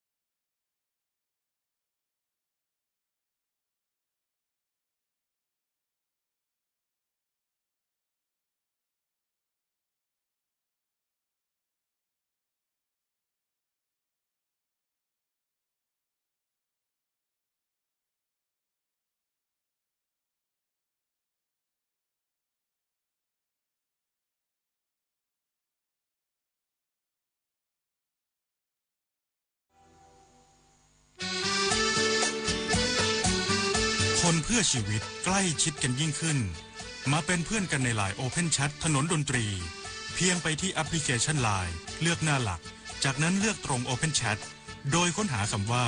ถนนดนตรี FM 92.5 เมกะเฮิรตซ์แล้วกดเข้าร่วมเพียงเท่านี้ท่านจะไม่พลาดข่าวสารกิจกรรมทางดนตรีกวีศิลปะและวรรณกรรมที่น่าสนใจถนนดนตรีเรายังเป็นนักเดินทาง5:23 นาทีนะครับนักเดินทางกันในครึ่งชั่วโมงสุดท้ายของถนนดนตรีในคืนวันอาทิตย์นะครับขอบคุณมากที่ในไลน์บอกเพลงเพราะทั้งนั้นเลยโดนครับอ้ายป้าต่อยบอกเพลงเพราะจังค่ะขอบคุณมากนะครับก็ติดตามกันได้นะครับในทุกๆช่องทางทั้งสถานีวิทยุกระจายเสียงแห่งประเทศไทยจากกรุงเทพมหานคร FM 92.5 เมกะเฮิรตซ์ AM 891 กิโลเฮิรตซ์นะครับพร้อมด้วยเครือข่ายของสถานีวิทยุแห่งประเทศไทยกรมประชาสัมพันธ์ทั่วประเทศขอบคุณสถานีวิทยุแห่งประเทศไทยทั่วประเทศด้วยที่รับสัญญาณของถนนดนตรีในคืนวันเสาร์และวันอาทิตย์นะครับ 3 ทุ่มถึงเที่ยงคืน30 ปีนะครับของถนนดนตรีและ3 ปีของถนนดนตรีไลฟ์นะครับ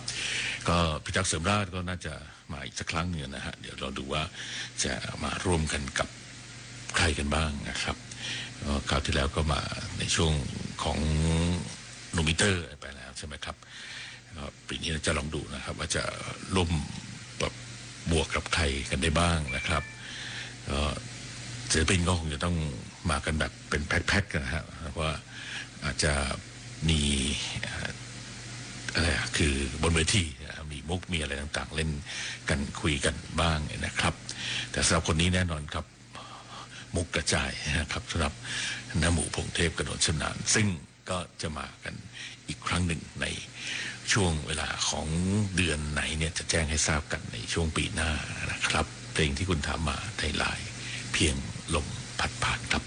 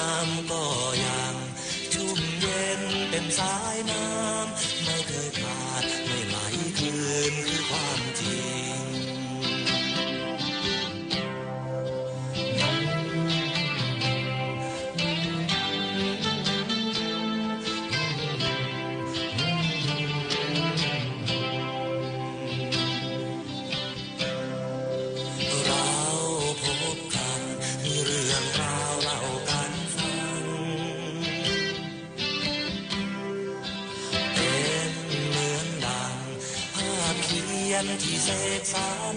บรรยากาศที่ดีและจริงใจ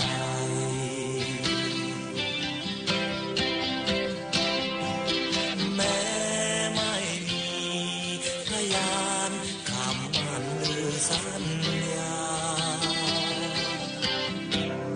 อย่ารอเวลาให้ล่วงเลยร่างกายจะร่วงโรยโบกโอยโผบินแม้เหน็บหนาวใช่ว่าเราจะจากกันนิรันดร์ไป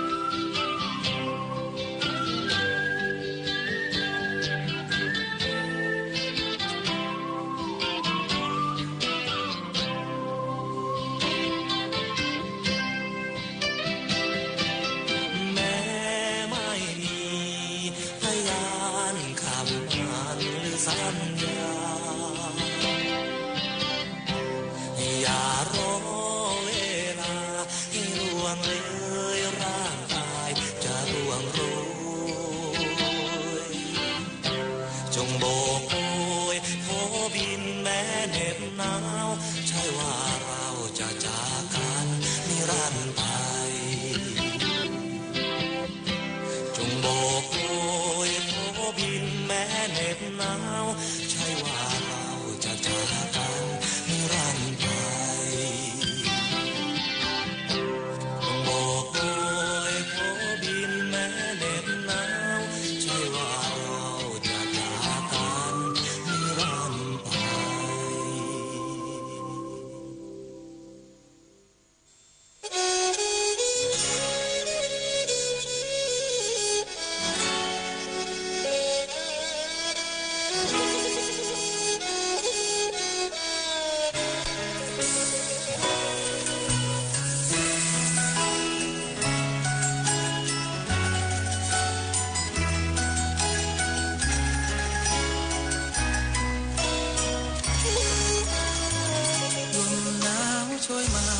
ท่อมปลายนาซาลมโบยโบว่าผิวแผ่วผิวลมโกรกกินไหลโยกเสียดสีต้องลมผู้นอนอ้างว้างฟังแค่ไม้หัวใจสั่นลมมีใช่แค่เพียงหนาวลมหัวใจคุณไม่รู้หนาวใดลมหนาวทุกครากระท่อมยาคาช่างแสนวังเวงให้ก็เปลี่ยนผิวเสียงเพลงบาดบรรเลงลึกในห่วงใจดอกหญ้าปูฟงลอยลางลางถึงกลางแสงไฟต้องลมกระเจิงกระจายเหมือนหัวใจของคนปลายนาโอ้ความอ้างว้างเจ้ามาเยี่ยมข้าอีกแล้วรักเอ๋ยที่เคยเพลิดแล้วหวนมาหลอกหลอนต้องนอนผมตาลมหนาวมาเยือนเพื่อเชื้อนใจแทบตายทุกคราเมื่อไรมันจะดานชาอนาถหนักหนาหัวใจอ่อนแอลมหนาวปวกมากระท่อมปลายนาหญ้าคาลังเป่าอยากลืมรักอันแสนเศร้าที่รานร้าวแหลกเหลวลอยแพเจ็บปวดจังนี้เจ็บเจียนตายสิ้นไร้คนแลลมหนาวทุกคราวยำแย่รอเพียงแค่หมดลมหายใจ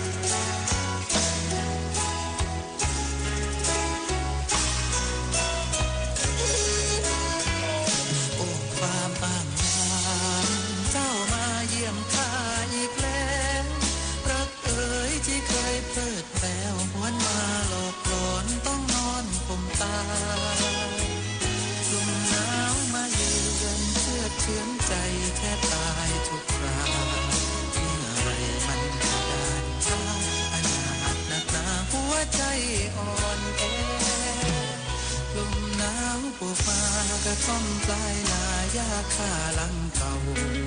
อยากลืมรักอันแสนเศร้าที่รานร้าวแหลกเหลวลอยแพเจ็บปวดอย่างนี้เจ็บเจียนตายสิ้นไร้คนแลลมหนาวทุกคราวยำแย่รอเพียงแค่หมดลมหายใจ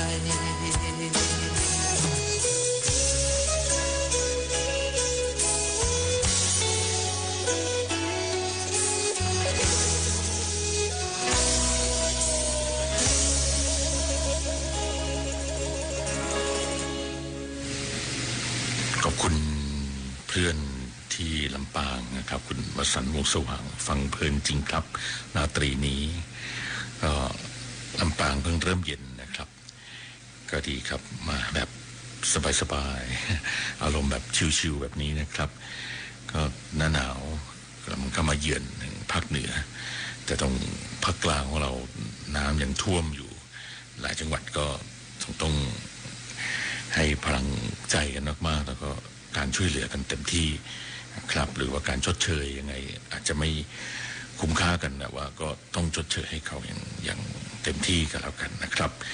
ขอบคุณในไลน์ที่ชอบบทเพลงต่างๆก็ทั้งคุณผู้ฟังช่วยกันเลือกแล้วก็ที่ผมช่วยสลับเพลงให้ได้บ้างนะครับที่เชียงใหม่จุนยคุณบอกว่าชัดเจนคืนนี้เย็นสบายครับคืนนี้เพลงม่วนนะฮะทั้งนั้นเลยก็ขอบคุณมากนะครับศิลปินทางอ้นทวัชชัยชูเหมือนก็กำลังประสานที่จะให้มาถนนดนตรีไลฟ์ในปีหน้าเช่นเดียวกันนะครับก็มีคุณผู้ฟังคุณป้าไหมคลอง8ก็ขอเพลงเดือนเพ็ญนะครับก็ผมเลยเลือกที่เป็นเวอร์ชันนี้ของศิลปินนะครับอัศนีวสันต์แล้วกันนะฮะเดือนเพ็ญนะครับ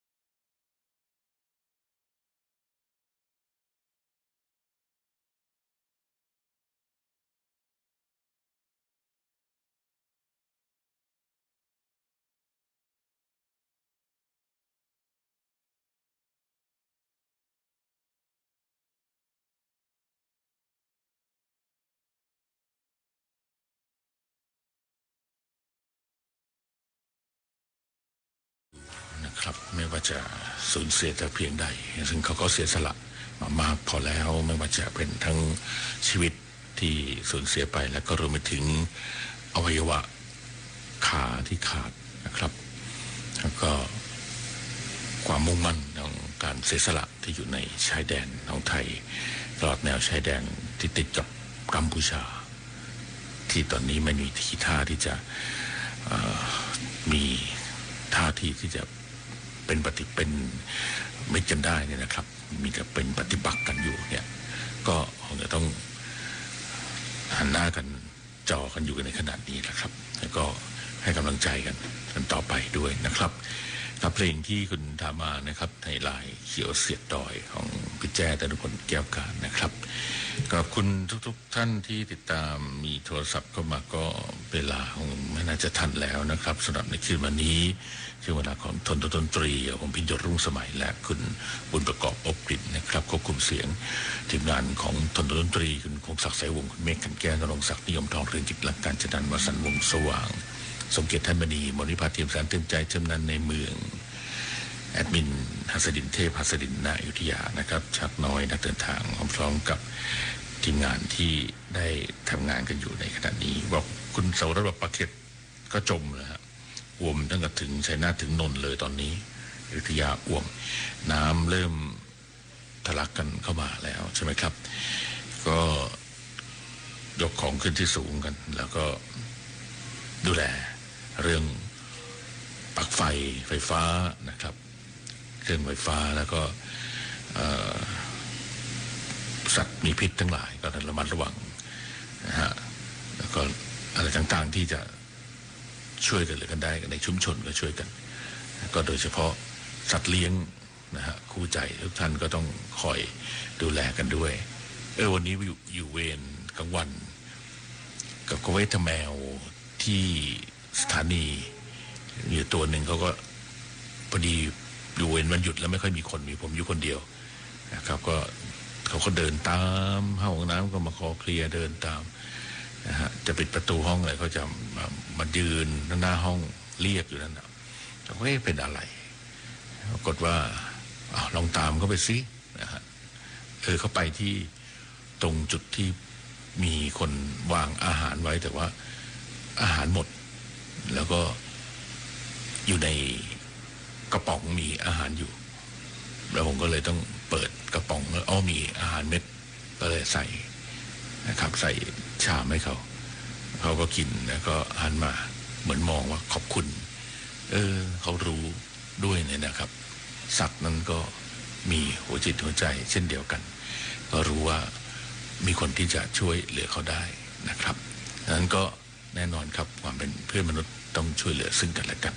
ทนดนตรีขอบคุณคุณผู้ฟังนะครับเราจะกลับมาทำหน้าที่กันใหม่ในสัปดาห์หน้าคืนวันนี้ผมลาคุณไปก่อนนะครับทนดนตรีเรายังเป็นนักเดินทางนักติสวัสดิ์ครับ